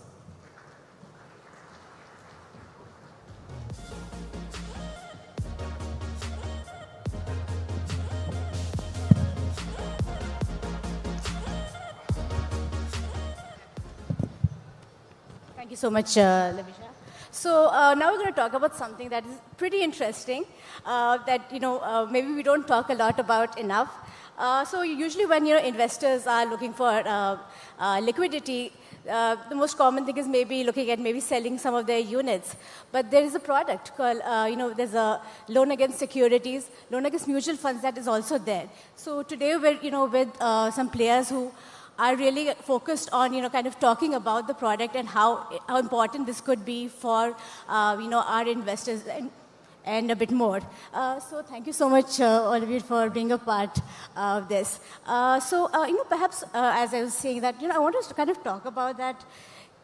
Why do we not speak about loans against securities enough? So maybe we could go, maybe start from Mithil, if you would start from you, and then we'll go into why they're not talking about, why should we be talking more about loans against securities right now? I think in India, any financial services product always starts with an awareness problem. Mutual funds 5-6 years ago, 10 years ago was an awareness problem, and as an industry, we did a lot of work to kind of improve awareness because it made a lot of sense for the customers, and we are here at an 80 lakh crore industry. I think loan against securities, loan against mutual funds is going through the same phase where people are not aware. The first instinct a person goes through when he needs money is liquidation, redemption, rather than thinking of using that asset as a liquidity tool or borrowing against them. So I think it's a very, very big awareness problem. Once people are aware, I think it will become their first nature to try to leverage their assets. Everyone in the ecosystem has to play a very, very big role. Mutual fund distributors being the foremost. The industry has to play a big role.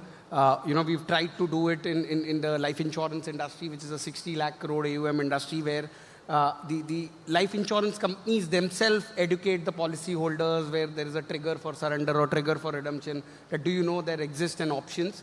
Similarly, if the AMCs or the AMFI kind of run these education campaigns, or the trigger point for redemption can be followed with an educational message or a nudge saying, by the way, do you know, you can leverage your asset and you don't necessarily need to redeem for any short-term emergency need. I think that will go a long way. So I think education and awareness is one of the biggest problems why LAS is not picked up as well as it should have been. Sure, sure. Please do, Vijay.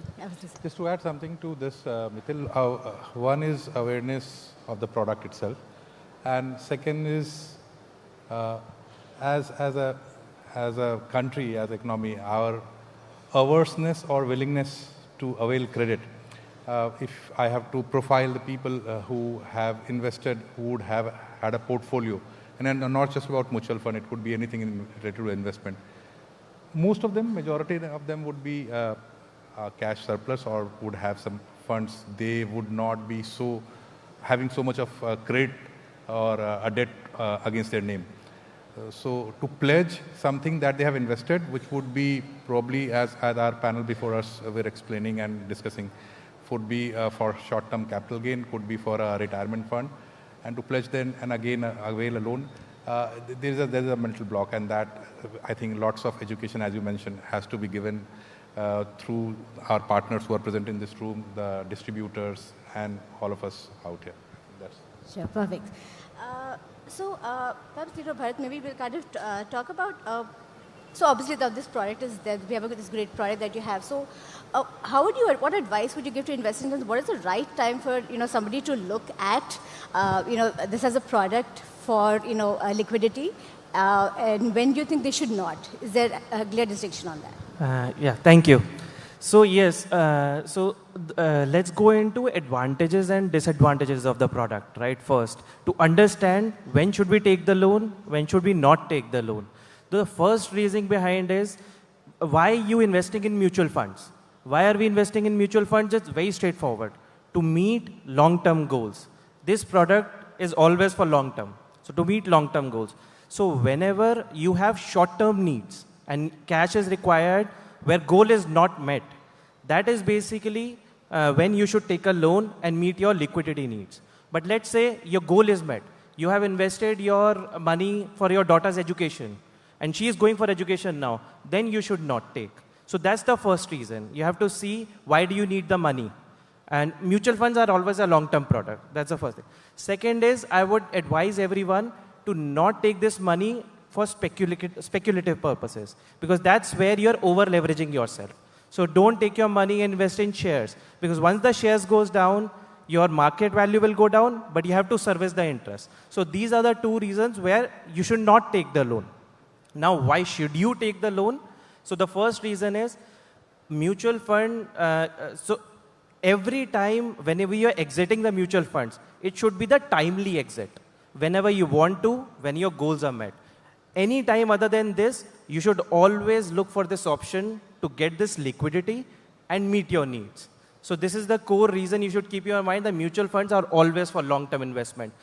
There is no one out there, maybe the good hedge funds are, but no one out there who can actually time the market. So that's why we should be very clear that we are investing in mutual funds to create wealth and meet our long-term goals. So that's the agenda. So would you like to contribute to that? Yeah. Yeah, good afternoon, everyone. Thank you so much for having me here. Interesting question. I would say basically there are a couple of things that that investor needs to look at. First is that for any kind of investment, that could be put into two buckets, like your tactical portfolio or the strategic portfolio. From an investment perspective, any investment which has been done for, let's say, for any loan need, which is between 12 to 12 months, between 1 month to 12 months of need, I think that is the time window that somebody should look at. If that is a liquidity need, would want to probably pledge the holdings and basically take the loan against that. Very rightly mentioned that for most of the retail investors, they get into the trouble when they try to time the market. They do exactly what they are not supposed to do, right? Which is essentially trying to sell at the lows and trying to buy at the highs, right? So it's like a very classic thing that we all speak about, that how do you manage your fear and the greed, right? When the markets are going up, we try to buy at high, and when the market starts to go down, the retail investors tend to panic, and they simply start to sell at a low. that is precisely what they should not be doing it. If we look at the product like this, everybody understands over a long run, equity funds give a good return. And at the same time, if there's a liquidity need, if we are pledging it, that liquidity helps preserve the portfolio. It basically preserves the wrong timing to sell the portfolio. Definitely, it should not be used for a speculation where you're trying to get into a margin trading or further getting into the derivatives. But for a basic need, as long as it is for most of the other benefit is that many people underappreciate that these are typically the OD products. So you actually pay the interest only for what you actually utilize. So even if you have the holdings, and it is more like a facility like a credit card. So you have a certain limit available that you can swap at your own need. So it is not necessarily that we need to do all the process at the time we need to do. So there is a combination of the investor awareness. A lot of mutual fund investment and selling is also facilitated by the mutual fund distributors and the IFAs. And I think that's also where a little bit more of the education is required for all of the distribution partners to understand and appreciate the product, which is also something a win-win for not just for the investor, but for the distributors also. That also helps protect their own income. So those will be some of my points. Right. I mean, obviously when we're talking about a loan, we want to know more about in terms of, how does it work with regards to, interest rate costs and, how does it work with regards to, the average loan to value? Perhaps we could start with, Mithil, if you could kind of go ahead. Sure. I would just like to add to Kushal's point on win-win. I think very rarely do we have products in the industry which is win-win for all the stakeholders, whether it is the customer, and obviously we need to solve for the customer first, whether it is the distributor, whether it is the lender community. I mean, Nitin is here, he can add a few pointers to that. It's one of the rarest product which adds value or is a win-win for everyone in the ecosystem. So makes a lot of sense, and only when products are a win-win for all stakeholders do they kind of sustain in the long term. On the product structuring, since these are secured loans, the lenders generally offer these loans at a very, very attractive interest rate in the range of 9.5 to 10.5, depending on the security and underlying volatility of the security. You can typically get anywhere between 50% to 80% of your investment value, which is a fairly decent leveraging that can happen or utilization that can happen. Generally to avoid over leveraging or to avoid margin calls, we recommend that we should take lower than our limit. So if it's a 50% allowed, we should probably take a 40-45% that allows for some bit of buffering when you are taking the loan. Yeah, that's how the product structure works. Fairly simple to understand. Like Kushal said, it's an overdraft facility. So if you use the loan for 2 days in a month, you will only be charged interest for 2 days in the month, not a penny more, right? So that's how the product works. Sure. Just one thing, sir, just staying slightly closer to the... Sure. Yes, sir. Perhaps, Nitin, would you like to weigh in on this also? On the pricing? Yeah. Yeah, so he summed it up well. It can be as low as 9%. It is a function of the portfolio that is being pledged and also a function of the segment. And one last point that was made is, unlike the advantage that it has, it works more like an overdraft or probably a credit card also, in the sense that you pay only when you use it, and you pay for the period that you have used it and the amount that is used it.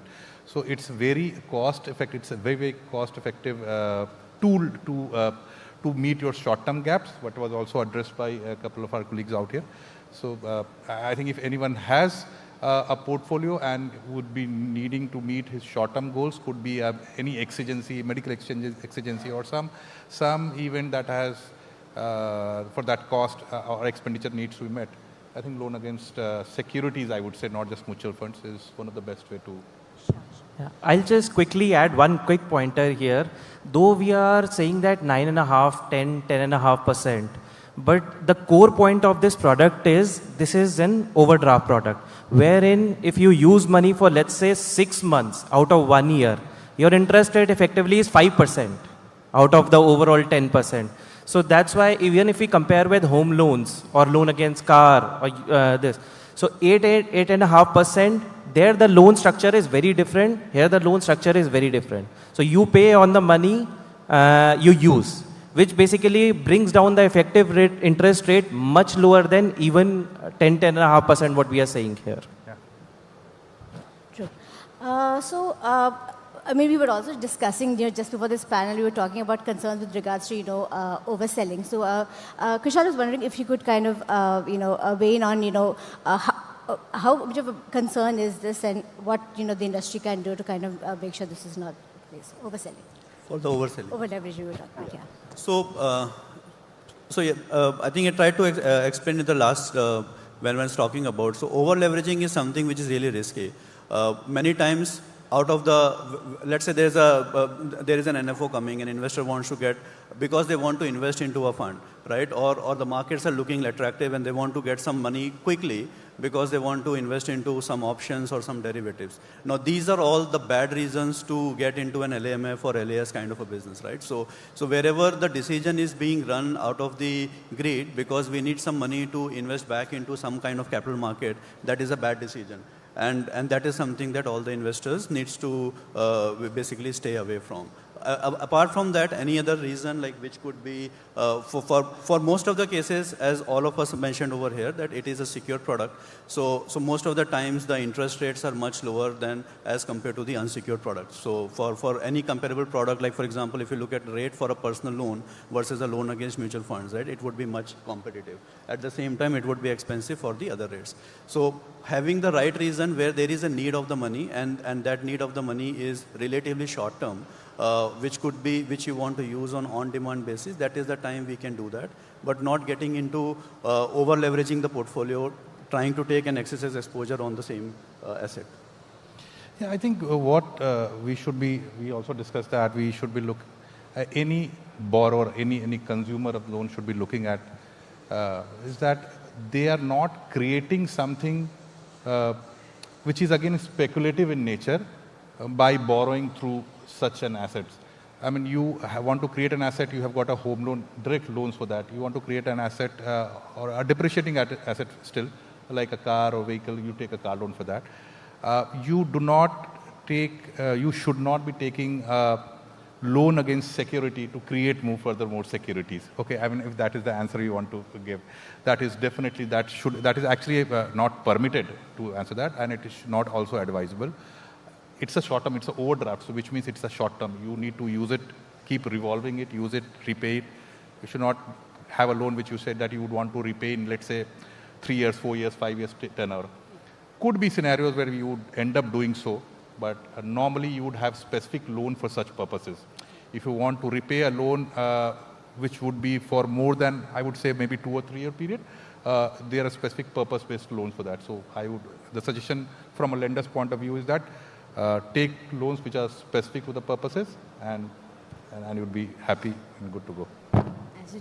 So unfortunately, we're a little out of time. We have to wrap right now. But maybe any last thoughts on this? I mean, what's next what would you like to see more for this space? Anybody has any last thoughts? So I'll take that first point. So this is the only product which can give you literally money within minutes.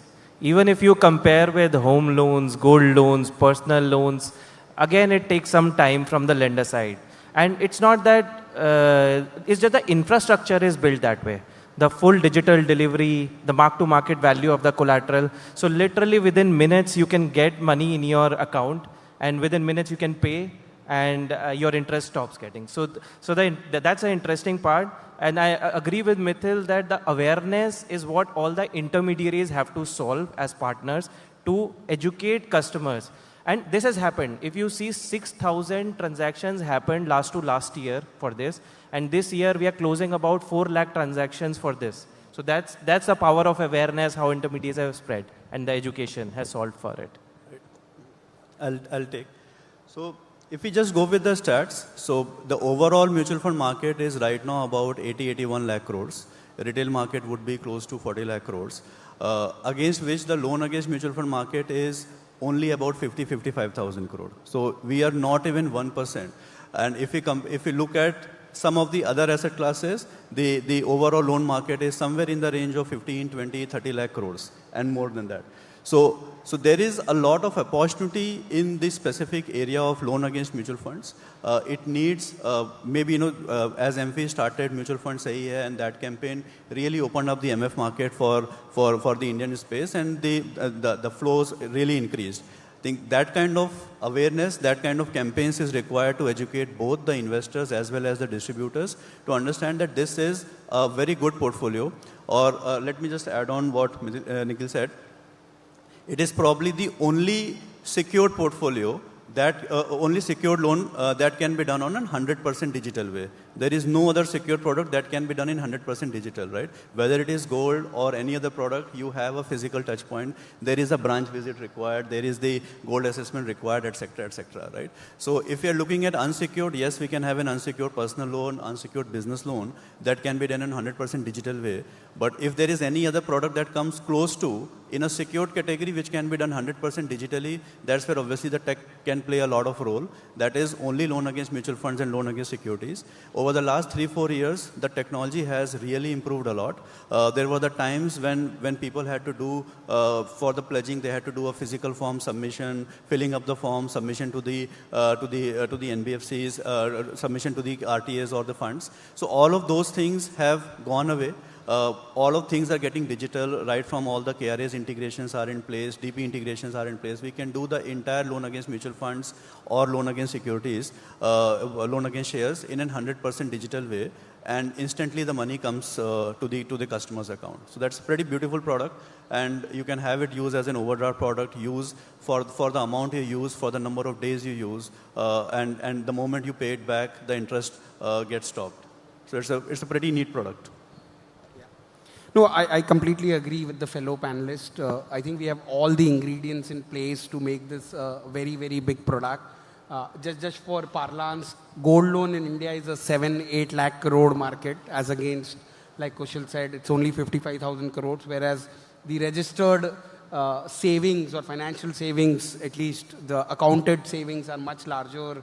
Like mutual fund is 80, life insurance is 60. Your CDSL demat account would be another 60. So we have 2 lakh crores worth of AUM as against registered gold loan, which will registered gold as savings will be much lesser. But when you compare the gold loan market versus the loan against securities market, it's much, much larger. We have all the ingredients in place. We've replicated a loan against mutual fund in terms of digitization. I think a few other securities will evolve over a period of time. And once the awareness and the education goes up, India picks up any product like really, really fast, as Kapil rightly said, from 6,000 to 4 lakh transactions, that's a massive jump. And we see that going up another 10x over the next couple of years. So yeah, that's my final thoughts. Thank you so much, gentlemen. I appreciate the conversation, and thank you so much. Thank you. Thank you.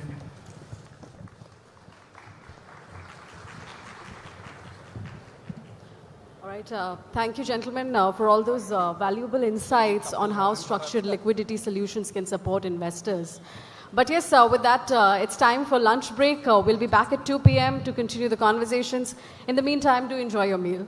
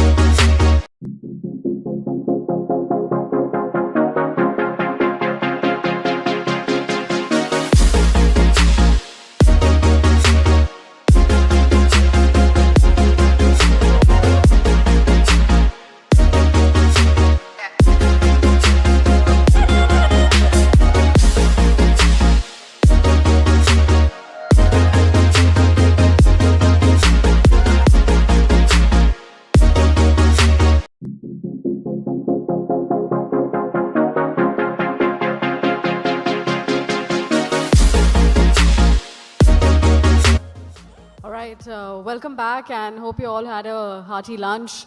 But yes, let's move on to our next set of conversations. And we'll talk about the India's asset management industry, which continues to scale.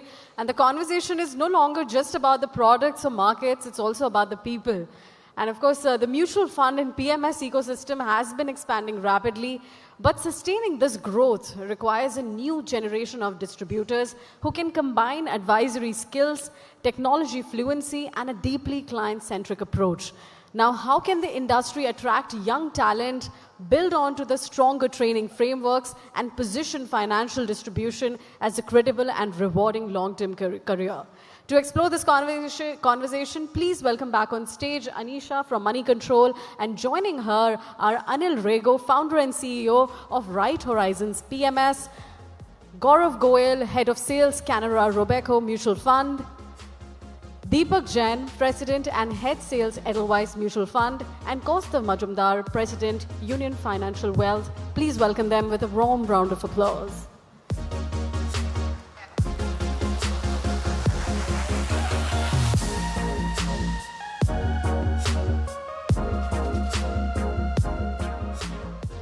Thank you much, gentlemen, for joining us today. Obviously, very exciting panel that we have, and we've got the expanse of the mutual fund industry with us today, mutual fund and PMS industry with us today. So, very excited to get into this topic. Let's kind of get down to the first question. So, maybe we'll start with. So if you could maybe start by telling us, how viable do you think, distribution is as a long-term career option today? Yes, so I'll go back to the time, I used to work in Wipro, before I, jumped into this industry. Of course, investing was passion for me, and I wanted to help other people achieve their goals. And there's, one of this branch head from Templeton who ended up coming to my office and saying, who's this person who's, come into our industry from a company like Wipro, right? So at that time, I don't think our profession was, say, as valued, right? But I think over the last few years, you've seen advice becoming important. You've also seen the industry evolve. You've seen some very large companies and also a number of very, very successful team members. Compensations also have skyrocketed. So that's also another pull for many people to sort of come into the profession. So I think it's definitely a very good place to be. And you have two places that you can come into, right? You can come in as an employee, and you can also come in as an entrepreneur, right? So I think the expanse is, very large, and I think it's a great opportunity today, as a career option. Sure. Gaurav, if you would like to kind of weigh in on that too. So I think from an opportunity perspective, first, let's look at the big picture first and the scope of the industry. So when you look at, when we talk about the Viksit Bharat journey, which is going to be there in the next 25 years, and if India is going to become a $30 trillion economy, what does it mean? It means that the per capita GDP is going to increase at least 8 times, 10 times, correct? And what does that mean? That means that in India is going to be, the income level is going to rise, correct? The disposable income is going to be rising, and therefore they will have much more allocation which is available, much more surplus which will be available for investments and savings. And therefore that itself is going to become a very, very, very large opportunity. So from an opportunity perspective, it's very large. Now, of course, you will need distributors, you will need advisors to advise, distribute the products to the investors. And there is a huge financialization which is happening. And also when you look at in terms of the penetration which is there, so we are just about less than 6 crore of folios, 6 crore of investors, those who are in the mutual fund. So from a penetration perspective, again, we are at a point where the penetration is very low. From a financialization perspective, we know that, okay, the wealth of the individual investors is going to grow at 8x, 10x. So means the opportunity is huge. There is no dearth of opportunity. We need more distributors, we need more advisors all across the country. So Deepak, why don't we have them? I mean, the industry is growing, but as you just said, we don't have maybe that many distributors compared to the rapid pace which the industry is growing, that we were discussing this right now. So what's really, stopping that from happening? So let's first, address 2 points. You spoke about opportunity and how it's playing out in terms of people taking up that opportunity. Now let me quantify the opportunity in terms of actual revenue pool. So if you look at mutual fund assets today, close to 80 odd lakh crores, out of which equity stroke hybrid assets would be close to 48-50 lakh crores. Around 70 odd % is regular plan, where the commission, MFD, really comes into the picture. And if you were to just, multiply it by 0.7 to 0.8%, which is an average revenue for a mutual fund distributor, this revenue pool is close to 35,000 crore. This has grown at a rate of 15% ever since the direct plan came in 2012. So a business opportunity which is growing at 15%. Mind you, our India's nominal GDP has grown at 10%. So isn't it interesting? My sense is it's very, very interesting. Now, this is the current specs that we are talking about. Now, what Gaurav mentioned, wealth creation opportunities, etc., Viksit Bharat and whatnot. Globally, mutual fund to GDP numbers are close to 40-50% average. In India, that number is close to 16-17%. If that number were to grow 2x, and you continue your 10% nominal growth and add market growth of 10%, there is a possibility of mutual fund industry growing at 30%. An industry growing at 30%, current pool of revenue at 35,000 crore, as you are saying that there are limited people who have joined in, I think it provides great starting point. Now, what's really stopping? So I believe that initially the brand of people that joined, they need not necessarily had joined the industry because they wanted to join. Many of them were doing something else, whether other financial product distribution, whether it's insurance, deposits, etc. And people then took up mutual fund in a big way. In last 10 years, it has been a real revelation to a lot of people. So I think the new talent can come, as Anil rightly mentioned, via employment generated by the existing MFDs. And there are many MFDs who would have started at 10 crore, 20 crore, now have more than 1,000 crores of practice, employing 20, 30, 40, 50 people, having multiple branches, and now catering to NRI, residing abroad. In total, we talk about mutual fund investors being 5 crores or 5.5 crores. But there are 3 crores NRIs with per capita GDP of, per capita income of 10 times the average Indian per capita of $3,000. The size of opportunity is great. You have revenues really looking good. The business itself is growing. There is no reason why more people should not join. And it can happen through employee joining mainstream or more and more people taking up the next generation. We at Edelweiss have started a program called Embark, where we take 20 people on board from the existing set of MFDs, their next of kin or employees, and train them for 4 weeks at our offices and make them ready for the fight ahead. Very interesting. Mr. Bajumdar, do you want to kind of weigh in on this as well? The same point? Sure. Yeah.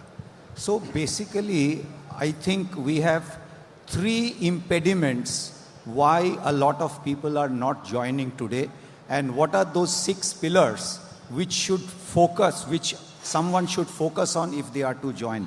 So the 3 impediments that I think are really creating some kind of a mind block are: A, increasingly the commission structure is getting squeezed, as a result of which some people are feeling discouraged. B, the direct plans as well as these fintech platforms are also eating away a lot of business, so that is again creating some kind of an impediment. And the third is where these individual distributors are very sole proprietors like a practice. They are not a firm, and they are very process light. So what one needs to do really to build this out is, number one, instead of just being a practice, if you were to start a firm where you introduce a junior advisor sooner than others, clearly your clients will remember you not by your name or your number, but they will remember you because of the firm that you represent. Secondly, the distributor should also be creating a market-proof model where, irrespective of the market meltdown, it should not be that your fees are getting impacted in a manner where you feel discouraged from continuing with your business. And third, which is very, very important, what a machine cannot do, but a distributor certainly can do, is that you exactly know when your client's daughter's marriage is. You know which client of yours has an emotional connect with the money she or he has inherited from his father, and how does he or she wants to deal with that money. Documenting all of this, creating life cycle goals, their fears, their complexities, if you put it down, where the client understands or feels understood by you, he will never move for 25, 50 basis points. And the client, when he feels understood, that is really the crux of the game. Also, Anuja, if I can just add to it, and one, I think as a panel we have been talking about, one is the opportunity, then of course there is a revenue opportunity and other things, but there is another angle to it, and which is in the sense the role which they play and the kind of impact which they make in their life. Okay, so it is not only about one part, which is definitely the monetary part and the growth part, but the kind of impact which they can make to the investors' life, helping them achieve their financial goals. Could be education, marriage, retirement, anything else which has been there. So I think that itself is and I have seen, in my job, I interact with large number of distributors, and the kind of satisfaction which they get out of it. There are so many stories which they share in terms of, people who are there in hospitals and, nobody is there, and, they actually come out as a family member, they come out as a financial coach and help them. So there is a huge impact as a distributor, as a financial advisors, they play in the society. I think as a society we need to talk more and about the kind of impact this profession is making, the kind of impact these advisors are making. So collectively, I think we have to talk about more that also. These are unsung heroes, if I have to say. Actually, just kind of segueing from what you were saying, that we're in an age of information overload. There's just go online. There's AI. There's a lot of people talking about it. So in this age of information overload, how easy or difficult is it to kind of build these long-term client relationships? If you if you want to pick up, because you were just talking about that. No, of course. I think it's not easy to build these relationships, because it is a business of trust. Correct. So whatever AI, whatever technology can come in, I do not know how that trust can be, that empathy can be, kind of established with the client. So I think that is the starting point. And that's how a lot of distributors, when you look at, and I see them, it is not only one generation, but they actually serve multiple generations. I know a lot of distributors and advisors, they actually serve 3 generations. Now, how they can do that? It is only because they have established that trust. Okay, and it is not only about, while we are talking about mutual fund, there are so many other financial products, right from insurance to health insurance to mutual funds to maybe, alternates or other products. So all these are there in the client needs which are being there. So as a distributor, you can serve all those needs. And in terms of, you have to establish that trust, which is definitely you need to engage with the distributor, understand what are their needs, understand what their goals are, correct? And then, suggest them, recommend them in terms of how to. The second part is very important, and it is very easy to get in. And if I have to look at, for example, SIP, and I'll just give an example of SIP. Today, there is an SIP revolution which is happening in industry, correct? Everybody wants to buy an SIP. But the problem is not about in terms of that we have done reasonably a good job with mutual fund sahi hai, SIP sahi hai, 10 crore SIP accounts. But the challenge is the number of SIP accounts which are getting closed. Correct. And the number of people, those who are signing up for their journeys through SIP, but they are not completing their journey, and they are not committed to those journeys. So you need a Krishna, okay, to help that Arjun to stay committed to their goals and to complete his dharma. So that is the role of the advisor, and that is the role of distributor, to be that Krishna, to ensure that he coaches all these investors, and during the times like current, when there is a market volatility, there is somebody who can talk to them that, okay, yes, this is not the time to go out of the market. This is the time to actually buy more units. You have to be the collector of units at this point of time, correct? So that only, somebody who has got a human touch can do it. So no AI can replace a human advisor or a human distributor. I think Deepak has a point to make. Yeah, so I anticipated this question. So I said, why don't I ask AI about AI? So I actually asked AI. And the summary of AI, not mine, and I quote, the big truth about AI will replace fund selection, performance comparisons, portfolio analytics. But AI cannot replace trust, behavioral coaching, family wealth discussion, tax coordination, succession planning, so on and so forth. So even AI admits that there's a lot of element that a trusted advisor stroke distributor brings to the table, and it has to move from just being a product selector and convenience provider to a coach, to a financial coach, to a life coach, and that role is required to be played under the changed circumstances. And I think Anil wants to add to it. Yeah, so I keep telling people, you need to decide on which side you are, right? Are you fighting AI or are you on the side of AI, right? So I think there's a great opportunity for you to be on the side of AI. At the same time, there is definitely going to be a change in the way you deal with people, because we can see today that clients are going to AI and they are trying to ask the right questions, right? Of course, with one of the clients, I also try to explain to him, it depends on how you prompt, right? So there's a lot of it, and at one point I said, I will answer your AI question with AI, okay? And AI gave a fantastic response, right? So I'm just saying that it depends on which side you want to be. There's going to be disruption, but I think you should embrace AI and see how to take advantage of it. Sure. So actually obviously now we're talking about AI is this, but what skills do new age distributors need? What should be the focus? Is it more on the behavioral coaching? Is it still the core financial knowledge, or is it technology? The more aware, where do you see that kind of? Yeah. So honestly, actually, the profession requires knowledge on so many dimensions. Okay, that's also what makes getting talent a little difficult. Yeah. Because one is, let's say, you have to have competency on being able to give the right advice, right? So you have the whole range of products. You have a whole range of events happening somewhere. You have taxation, So I'm saying there's so much of complexity, and within the mutual fund side itself, you'll have a whole number of them, right? So I think that is there.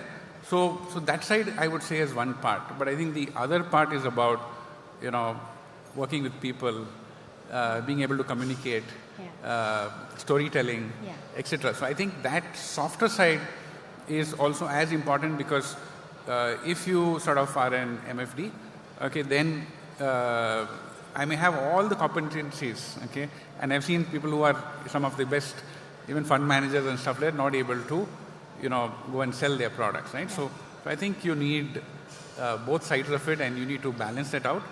And so there's a huge journey for somebody to take if one wants to come in. Sure. It's a multi-dimensional role. So you will require, of course, both the softer side, the technical side, to really, serve the clients. So it's not only about in terms of human touch, but definitely you need to have the user of the technology. I think in technology, AI, how you can use it to, help your clients and be effective. So it's a multi-dimensional role. Sure. I think Deepak has a point there. So if you look at, India's savings and investing journey over the last 30, 40, 50 years, this changed significantly in last 10 years. From where people used to tell that ye kar lo, you just do this, whether it's your senior in the house or a trusted advisor or an agent in the family, you didn't really were allowed to ask too many questions, nor you were interested in asking too many questions. But because of the fact that you are exposed, and the wealth that is at play is very, very significant. It's not futuristic. It's right here. I mean, in last 10, 15 years of SIPs and wealth creation, etc., you're talking about serious money. So people are aware of various products, various information. So just to tell them कि ये कर लो, this is the best for you, is not good enough anymore. You have to coach, you have to tell them, you have to listen to them, because they would have a lot of views. They would have friends and friends of friends and friends of friends. And that's very, very important to adjust to that reality. People who are adjusting to that reality fast. For example, people who are bringing their children into the business and ensuring the client's next gen who's getting involved in the decision making is also aligning with your children. Those are the MFDs who are doing much better than the guys who are just thinking, I will tell my investor to invest in this product. This is the best. It may be the best, but it's my money and I want to be in control of it. So clearly, it is not the distributor who has worked the hardest or the distributor who has maximum knowledge is going to succeed. That is not the case anymore. Once again, 3 things. Always I talk in points. First, you be independent but not isolated. Number 2, don't build a practice, build a firm. And number 3, plan an exit even before you need it. While I can expand on this, it's going to take some time, but I'm happy to meet some of you after this session so that I can expand on it. But remember these 3 things, and clearly that is the mantra to success. To succeed, the decision is not a financial metric. The decision is an architectural layout. What kind of an architecture are you putting together as a framework? That is going to be the decisive factor for your success. If I may just add one point on this, saying that I think for most people in this room, I think they're already in the industry, right? I think one other skill that is very, very important is about to be able to build your business, right? So to look at it as something that can scale up. I mean, you're doing a financial plan for everybody else, but are you doing a business plan for yourself, right? And how are you building your business and how are you scaling it up? How are you adding people? How do you do all of it, is I think the other aspect that may be useful for people in this room. Sure. We're very short of time, so I'll go to the last. I think the most important question is the economics of, scaling up. So, what are the, in today's environment, what is the, best way for, a distributor perhaps, scale and grow? What is it currently and what do they need to do to kind of scale? Okay, so you are saying the existing distributors, how they can scale up the business? Or people who are coming in right now, like what is required to kind of scale? I think from a scaling up the business, what I see is that if we have to grow our business, one is we need to be very clear in terms of our business models, correct? They have different business model as a distributor which I can adopt. Whether it is, in terms of B2B model, whether it is B2C model. The second is in terms of segmentation, which kind of segmentations which I wanted to serve on. And then how I adopt technology. Correct, because technology is a great influencer and great productivity enhancer in terms of how do I scale up the business. Then of course investment into that business, because a lot of the existing distributor when I meet them, I think one of the things as an industry I would request all the distributors to see themselves as a CEO of a company. Correct, they see themselves as an entrepreneur, but if they start looking themselves as a CEO of the business, they will start looking at the business like a CEO, and then they will start investing into the business, which is where the investment need to go, which is in terms of people, because you need to expand your team, you need to build up the right processes so that you can scale it up, you build up in terms of technology so that you can again scale it up, and of course in terms of the kind of products which are available. So it is not only mutual funds. It's right now the distributors can offer multiple products, right from mutual funds to alternates to gift cities to other products which are available. So I think how do you expand your product suite and provide a one-point solution to the investors? But sir, is there enough ROI? I mean, because there's always this conversation about commissions. There is no, okay, so I think what we have to understand is, and I think Deepak mentioned about it, and let me just share with you. I think in 2000 when I passed out, my MBA, the industry was 1 lakh crore. Okay, in the last 25 years, we are 80 lakh crore. AMFI has actually done a study with PwC, and they have projected what will be the size of the industry. And from this 80 lakh crore, which is less than 1 trillion, in the next 25 years, 30 years, what we are talking about is a more than a $30 trillion mutual fund industry. Mutual fund industry, because we are at about 17-18% on the GDP. So one is the size of the opportunity is going to be so big that the revenue is definitely, means it's outside the question. There is no dispute, there is no second thinking about in terms of the revenues, because when you look at the existing distributors, when you look at the existing revenues, revenue pool is only increasing. Yes, as the fund sizes are increasing, maybe, you will see that the expense ratios are going to come down, but you look at the volume side, how the revenue is a function of what kind of assets which I have. So if I am continuously growing, and if I am building and investing to grow, then your revenue pool will only increase. They cannot decrease, because what I said at the beginning of the session also, when per capita income is going to increase, our investors are going to become much more wealthy. So, and we are only 10, by the way, in household saving, it is only 10% of our household saving is allocated to mutual fund. So 90% it itself is not there, where we are not earning anything out of it, largely. Correct, our distributor. So from my existing distributor, you can increase your revenue by 10x in present context. Forget about the new investors. So revenue, I don't think it, so that should not be any doubt. We are in the massive opportunity space, the biggest opportunity which we have, the wealth creation opportunity which is going to be there for the Indian investors, and therefore all the distributors will have the lifetime opportunity to grow their business and their earning. So we should be looking at it in terms of how do we increase our top line growth, because that will help us in terms of revenues. And the second is how do we reduce our costs by using technology, adopting technology, and so on and so forth. Yeah. So you mentioned about ROEs, right? Anyone who's struggling with ROEs should meet me. I would give him a mantra to really, none of us, I can tell you, whether it's AMC or people in distribution, have complaints about ROE. The complaints are about ROE in a different context, return on expectations. So those are the different things. But coming to the main point that you asked, how do you really scale up? So the scaling up question is more relevant to somebody who's starting up, let's say a 20 crore guy, 50 crore guy, or somebody who's stuck at 200, 300 crores. So what I can suggest for somebody who's starting up, it's important to segment rightly and have people who will contribute significant amount of AUM this year, and not a 5,000 rupee SIP which will get built over next 20 years. So thinking about today's business from today's perspective is very, very important. A lot of small ticket investors, retail investors will be catered to by online platform, do-it-yourself platforms. But people who are affluent, earnings, salary in the range of 10, 15, 25, 30 lakhs, saving 5, 10 lakhs minimum a year would be a ideal segment for distributors who are in the 25 to 50 crore range, and they need to at least target 300, 400 such customers or families. And people who have scaled up to a level of, let's say, 300 crore, 400 crores, they need to invest, they need to hire people, they need to build a broader basket of products and platform. Sure. So I think on the revenue piece, I just want to share one thing. Each one of you should be in a position where you are able to get financial planning fees or retainer fees from the client.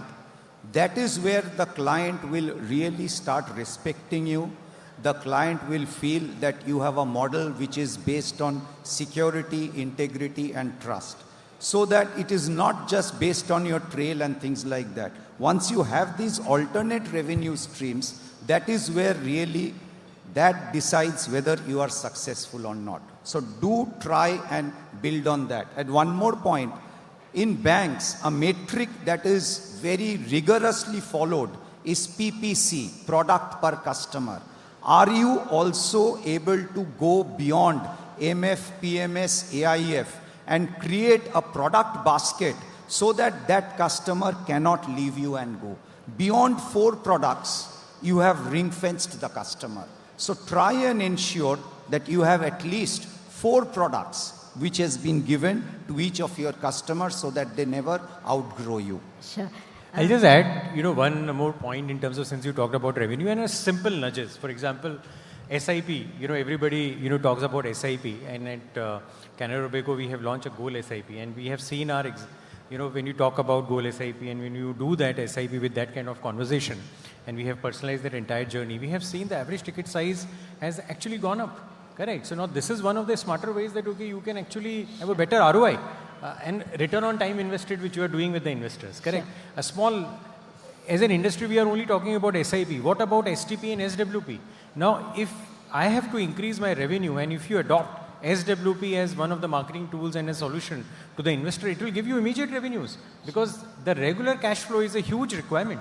And we are not marketing. The solution is available with the industry. There is a good customer experience which has been there. But I think as a distributor, if we just adopt these solutions, we can increase our ROI. Sure, sir. Thank you so much. Unfortunately, we're running over time. There's a lot to discuss, and I'm sure we can take some of this offline. But thank you so much for being here, and appreciate the conversation. Thank you. Thank you. Thank you so much. Thank you.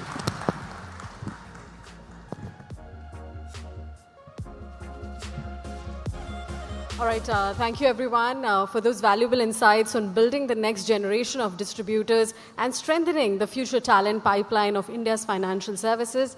So yes, thank you gentlemen. Of course, thank you Anisha also for driving the conversation. But yes, as we move towards the final conversations of the day, we turn to the powerful force which is shaping the future of finance, and that's women. Today, women influence a significant share of household financial decisions, and their participation in markets is also steadily rising. Yet, there remains a tremendous opportunity to deepen the financial confidence, expand access, and strengthen representation across the industry. So the question remains, how are women redefining client relationships and investment conversations, and how will the rise of the female investor reshape the future of wealth management? Please give a huge round of applause. And joining me on stage is Chitra Iyer, CEO and co-founder at MFA Capital. Along with her, joining is Saloni Sanghvi, founder at My Wealth Guide, Bharti Sawant, fund manager, Mirae Asset Investment Managers, and Poonam Tandon, CIO, India First Life.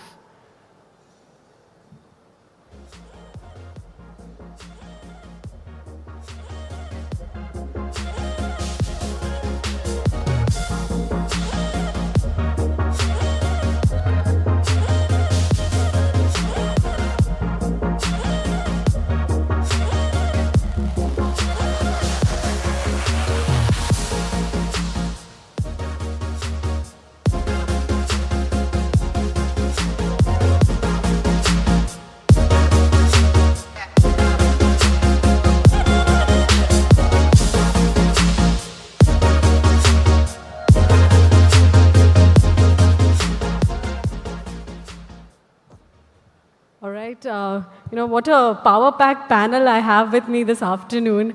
And of course, so inspiring to have all you women here who have been at the helm of the industry, and of course, what they have been doing. First of all, happy Women's Day to all of you, and of course, to everyone out in the crowd also.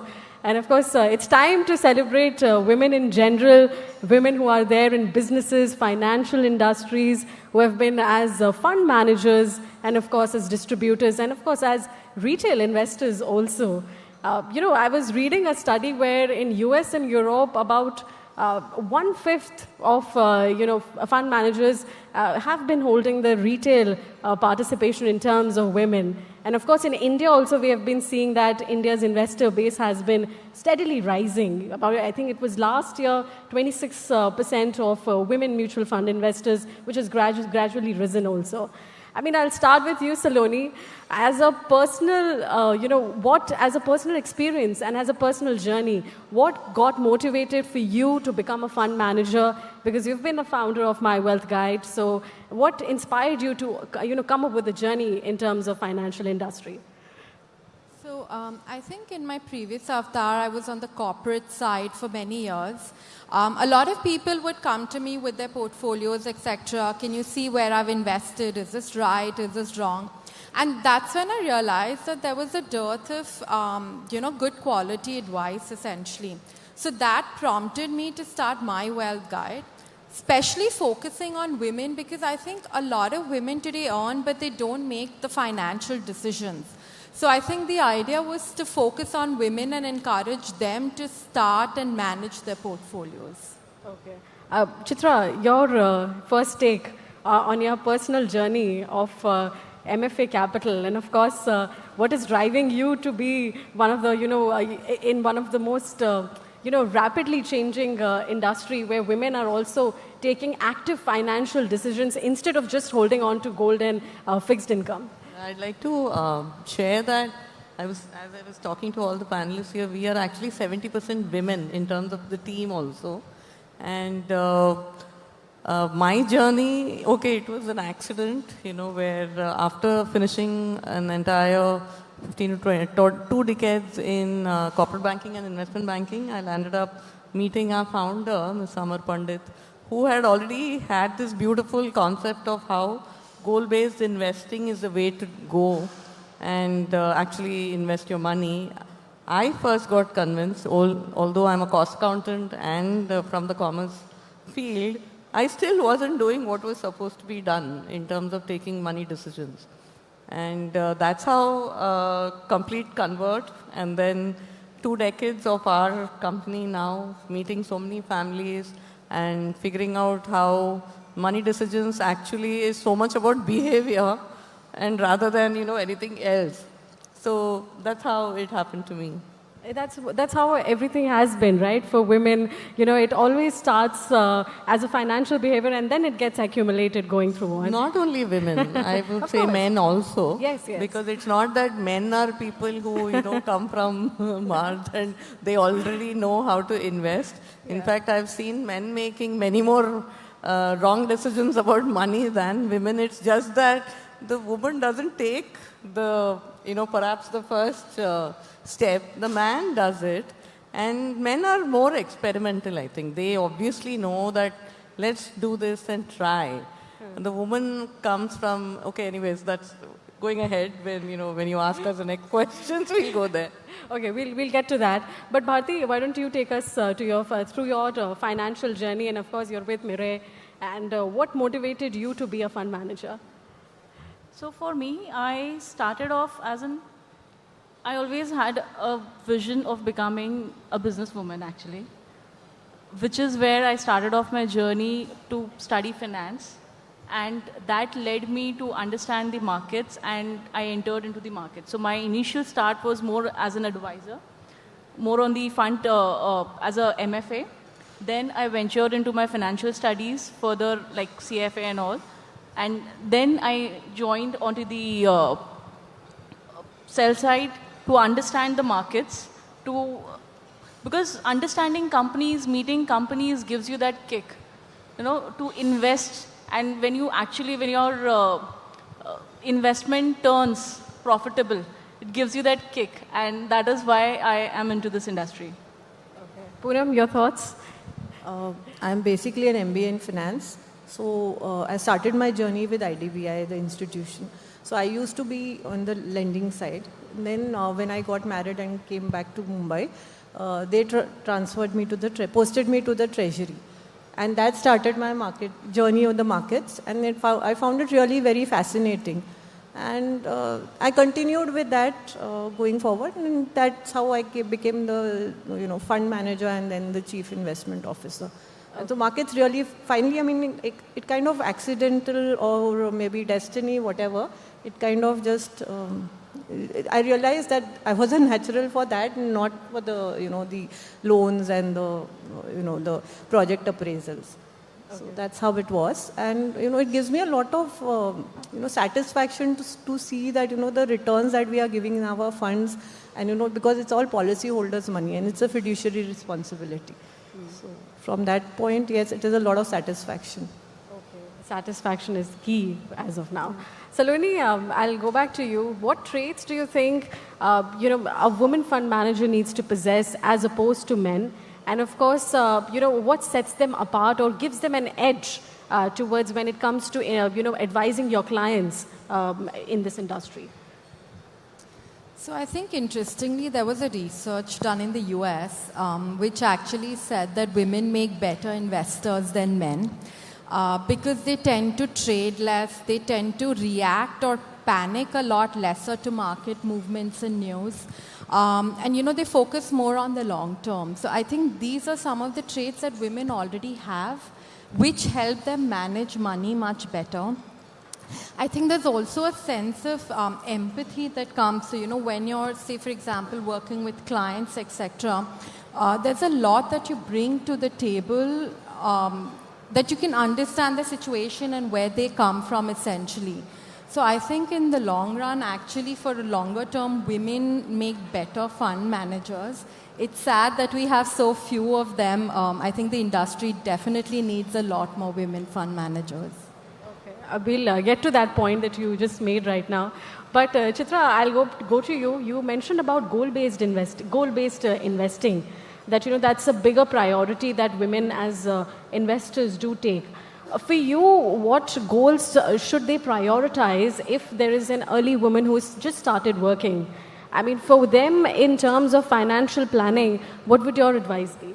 For a younger woman who's, say, under 30, right, and she's got a fantastic career coming up, and, all the women whom I'm seeing in this age group, they are very clear. They've set their sights really high. And thankfully, the environment is also very conducive today that a woman can really hit major, or the topmost roles in any company and any organization. So I would strongly suggest that, in terms of setting aside money is first for emergencies, because emergencies come without warning, and right from a COVID to even a situation where companies are laying off people, or there are lots of mergers and acquisitions happening. The first thing I would suggest is keeping aside money for the next 6 months for just lifestyle expenses. Other than that, setting aside monies in buckets for buying the asset that they wish for themselves. So again, sky is the limit, whether it is buying of a house in the long term or your own vehicle. That is something I feel comes across as one of the topmost, priority buckets. Self-education, wanting to take a break and then going back to, spend and do any course in the world that they would like to, make themselves excel at. That's something that I see should be something. And one important one is sabbatical. You want to take a sabbatical, you want to give yourself time to do something, you want to empower, enrich yourself, you want to take a step back, maybe it's a corporate rat race, whatever. So keeping aside some money in that bucket. And finally, travel. Today, travel is something that I'm seeing a lot of women are doing it. And, it's just not restricted. Of course, there's so much beauty in India and rest of the world, hopefully once all this sorts out. But yeah, I would say these 5 are the top things that any person under 30 should plan for. Okay. Extending to what you just said, Chitra, I'll come to you, Bharti. It has been that, that women are focusing more towards financial freedom rather than just being an economic necessity. For this, what do you think, is this going to change over a period of time, or, is the argument of us achieving more financial freedom as entrepreneurs is going to be a major argument going forward? Yes, I believe so, because so far women were trained in a way that financial security is must. So it is ingrained in their nature that they save for emergencies, as Chitra highlighted. But it's also about, till that point of time, they were not aware about investment opportunities because the investment decisions were taken by males. Incrementally, with more investment awareness, digital awareness, and financial literacy increasing, women are taking decisions to invest to achieve financial freedom, which empowers them to take decisions in future. So I think incrementally that awareness is coming in and women are going towards it. I'd just like to add to that. I think we see a lot of life transitions and events that happen. If we're practical, divorce rates are rising. A lot of women choose to remain single and not get married. So women also live longer, right? So I think it's very imperative for women to kind of be financially independent, because it brings about a lot of freedom and choices. You're not stuck in situations because you have nowhere else to go. I think so financial independence brings about a lot of choices that you otherwise wouldn't have. Absolutely, I agree to that. Poonam, I'll come to this point that, I was reading a report where self-employed women are, they participate in the financial organized process more than salaried women. Do you think that this is going to change over time, where economic necessity and the fact that you should invest into something which is more riskier is going to change over time? What do you think? See, one thing is that yes, if you are self-employed, you are taking a lot of decisions. Yeah. So therefore, it becomes a second nature to the woman to take her own financial decisions. Second thing is that women are perceived as risk averse, but they are actually risk aware. So therefore, what she also brought up the point was that they take their decisions, which is very in a balanced manner. Like take it for the long term, then they keep it. So they are not getting hassled by, oh, today there's a war and tomorrow this one has come and this one has said this. Nothing. They just take it and they just fill it, shut it, forget it, kind of thing. And then after some years, they'll look into it and see how much it has grown. So yes, the women are getting, they today even the whatever tier 2, tier 3 women, cities or towns where the women are residing today, since you have internet availability, they are able to notice or see what is happening elsewhere in the country or the world. And so they are also becoming that much more financially aware. They are able to take those decisions now.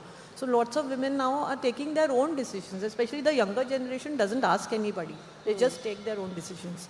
So which is unlike the earlier days where they are asking their husbands, or husbands were not even asking them. They were just taking it for them. Yeah. So now that much is changing. That's true. That's true. Saloni, you were earlier making a point that women are more into long-term investing, and that makes them a little less risk-averse and more risk-aware. That's what Poonam was also talking about earlier. So, I mean, for women investors, does this mean that they can actually monetize on the power of compounding when it comes to that? Completely, that's so true, right? I think women are misunderstood. It's not that they're afraid to take risk. What happens a lot of times is they don't understand and then they don't take action because they haven't really understood. The industry, unfortunately, I think makes investing very complex, using a lot of jargon. So women feel very intimidated and then they just don't kind of enter the investing journey. So I think if women are explained concepts in a simple, easy to understand manner, I think they tend to engage and invest a lot more. And once they've invested, because they have the long-term objective, they're able to hold their investments for a lot longer, which of course then, leads to the magic of compounding. Okay. In fact, I would just like to add a point that women are, they foresee the risk very well. They understand risk and accordingly take the decisions. So if they are aware of certain products, if it's explained in a proper way, they would be willing to take risk, but it's a calculated risk. Okay. Yeah, you're making some point, Chitra. Patient also. And yes, like you rightly said, and also it depends on what expectation you're setting to a person. That applies to man and woman. Before investing, if you are clearly explained that you're not going to lose your money, okay, what is going to be the loss? What is the loss that you're going to incur if you invest? If that is explained right up front, then a person is willing to stay in, give the time to the money, and automatically compounding occurs, right? Now, behaviorally, how you will respond to a particular scene in the market as it's playing out even now depends on what you've done in the past and how you reacted and who all are around you. If there is someone who is able to anchor you, hold your hand and say that, listen, this is fine, you got to ride out the wave, then automatically people will stay invested. And somewhere the woman is perhaps more grounded in terms of taking a more balanced call and not a very aggressive one in terms of the investment per se, and hence can ride out perhaps, because we can't just straight away say. Yeah, Saloni, you were saying. I'd just like to give an example to that. When we drive on the road, I think we often see there'll be one person who's constantly weaving in and out of traffic, who's constantly honking, trying to shave off few seconds. And then there'll be one driver who's going steady at the speed limit within the lane, etc. Both of them ultimately come and stop at the same signal. So I think the steady driver is like, women, how they invest.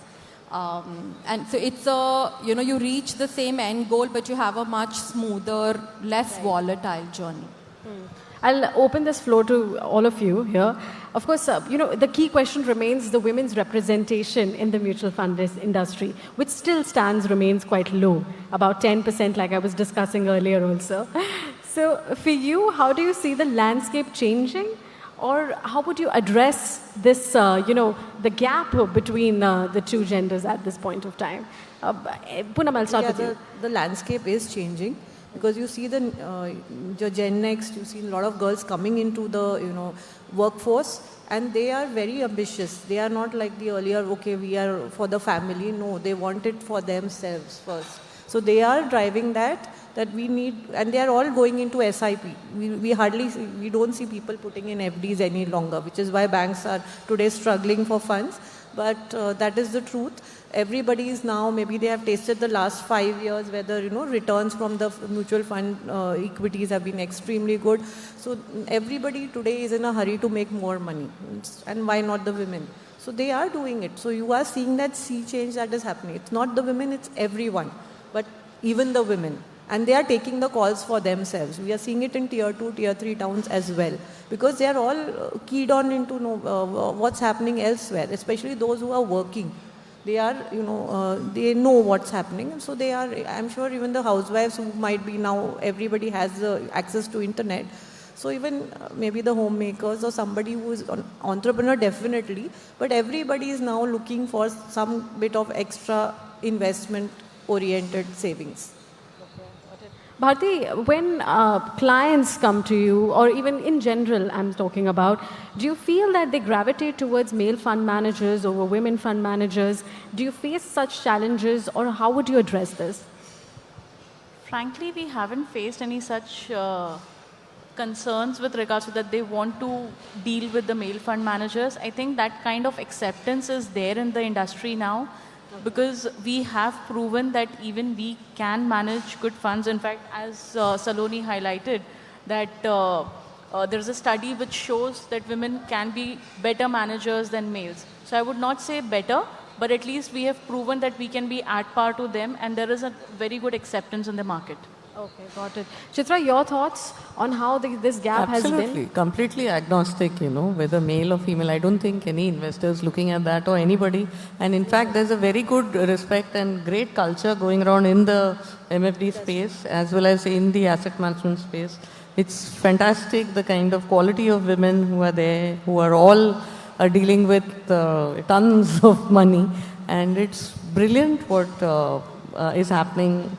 And I don't think we are in that era anymore about nahi ye aadmi hai to isko zyada janta hai. Yeah, I would just like to add that, I mean, so many times the salespeople take me also along, like whenever, especially for institutions, they take me along that you come and explain.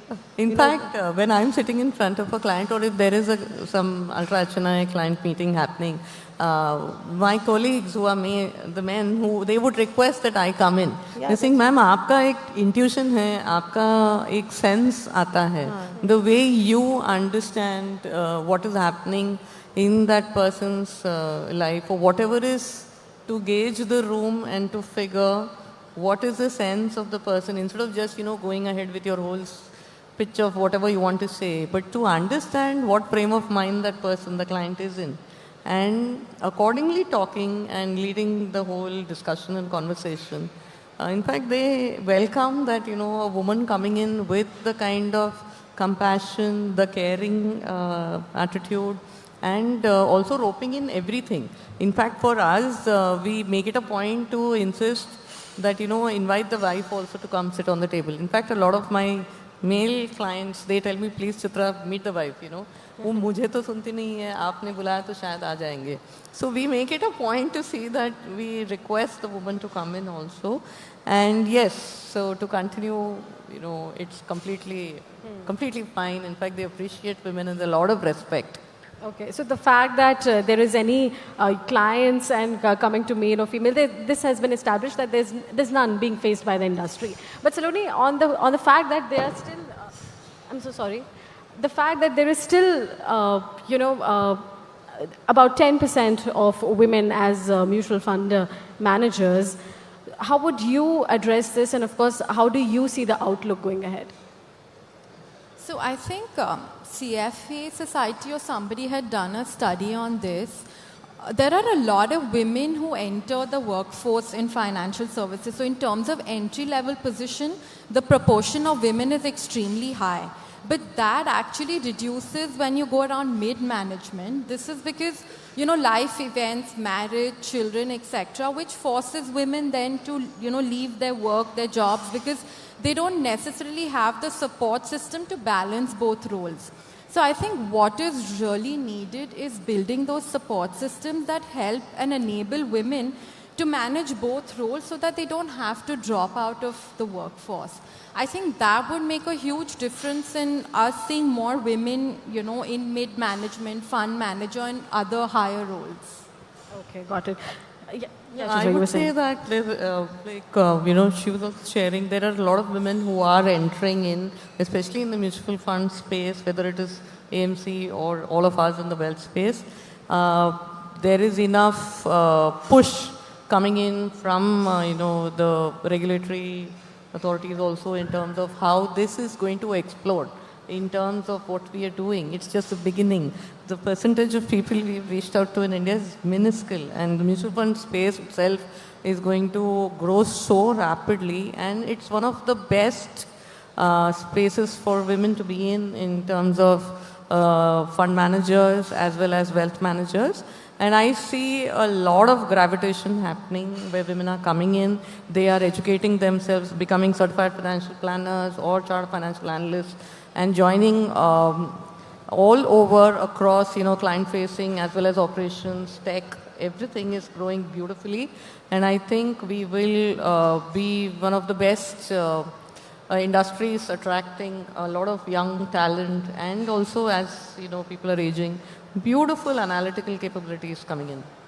Okay, got it. All right, I've been notified that the time is up, but just one last question to all of you. In terms of an advice to the retail women and investors, what would yours be? Because especially addressing the Gen Z, because right now they are the spenders instead of savers. So I'll start with you, Poonam. What's your one-line advice to them? Please save and invest. It is a necessity to do so. So, and I mean, that is the only advice I would give them. Bharti, going to you. I think the only advice that I would give is first invest, then spend, because there is no limit to spending. So unless and until you keep aside the investment bucket, you won't have anything left to invest. So first invest, then spend, and second is start early. Chitra, for you, of course, we know that they should invest, but it's about the portion of how much investment that they should make. Absolutely, fantastically what you pointed out. So every person should think about that, a decade or 2 decades from now, when I look back at my younger version, what am I going to say? Hey, you did well. Therefore, I am where am I today. Each one of us is going to look back and figure out that, okay, that fine line of spending versus investing, how did I manage that? Yeah. And therefore, this entire thing, well, there are many statistics of, you set aside up to 40% of your take-home check and, put it aside to invest via SIPs, let it go out first, let it just get out of your, vision so that, the rest is left to spend. And as we know today, even the tier 2, 3 cities are the one who are spending more even than the metros, because e-commerce is on the phone. So everyone is spending a lot more and they're not saving. So how to do this in terms of getting it right so that you feel that when I'm older, I have kept aside enough for my needs in my 40s, 50s, 60s, whatever it is. So yeah, that is coming. Your words, Saloni. So I think, few decades ago, people were struggling with survival. Now, a lot of people are fortunate enough to have that security, so they're not struggling for that. So I think my recommendation would be figure out your 2 or 3 non-negotiable goals, that you want for the long term. put in whatever investments, etc. needed for that, and then spend and enjoy the rest. It has to be a balance between both, because you cannot only save, but you cannot also only spend. You have to enjoy money today, but also put something aside for the future. Both lifestyles are important, now and tomorrow. Exactly. Because if you tell people just save, save, save, that's not going to work. You want to see the fruit of your effort today as well, not just when you're 60 or when you're 40 or 50. Actually, we should think of that our money should help us enjoy our life. Yes. So our money should work for us rather than we continuing to work just to earn money. Yeah, that is so true. That is so true. I think one more advice, and I think this is something we were discussing inside, to women in general, not just about investing. Women always hesitate to ask for what they want. So I think that's one of the biggest advice I would give women, especially in the corporate space. Ask for what you want. If you ask, you have a 50% chance of not getting it. If you don't ask, you have a 100% chance of not getting it. Yeah. Women are very hesitant to ask. Yeah, ask is one of the things that we need to do. And also, please get educated on financial literacy and make your own decisions. Don't ask don't sign on anything which you don't understand. And I also say that, the way you said, it's not about that you have to take the decision. It's very difficult for women to comprehend everything suddenly. But at least you should know what is the discussion in the room. कोई पैसे के बारे में कुछ तो बात कर रहा है. You need to be aware that this is what they're talking about. You don't need to get up and immediately say that I believe this and this, all of that. But at least be there to, and till you're able to say it out really confidently. Be there to participate, stand up, stand in that room. Don't shy away and get out. Even if we do that, it would be great. Wonderful, wonderful advice to the young women investors also. But also, with that, we have to wrap up this conversation. But thank you so much, women, for joining me. Thank you. Thank you for having us here. Women in the audience.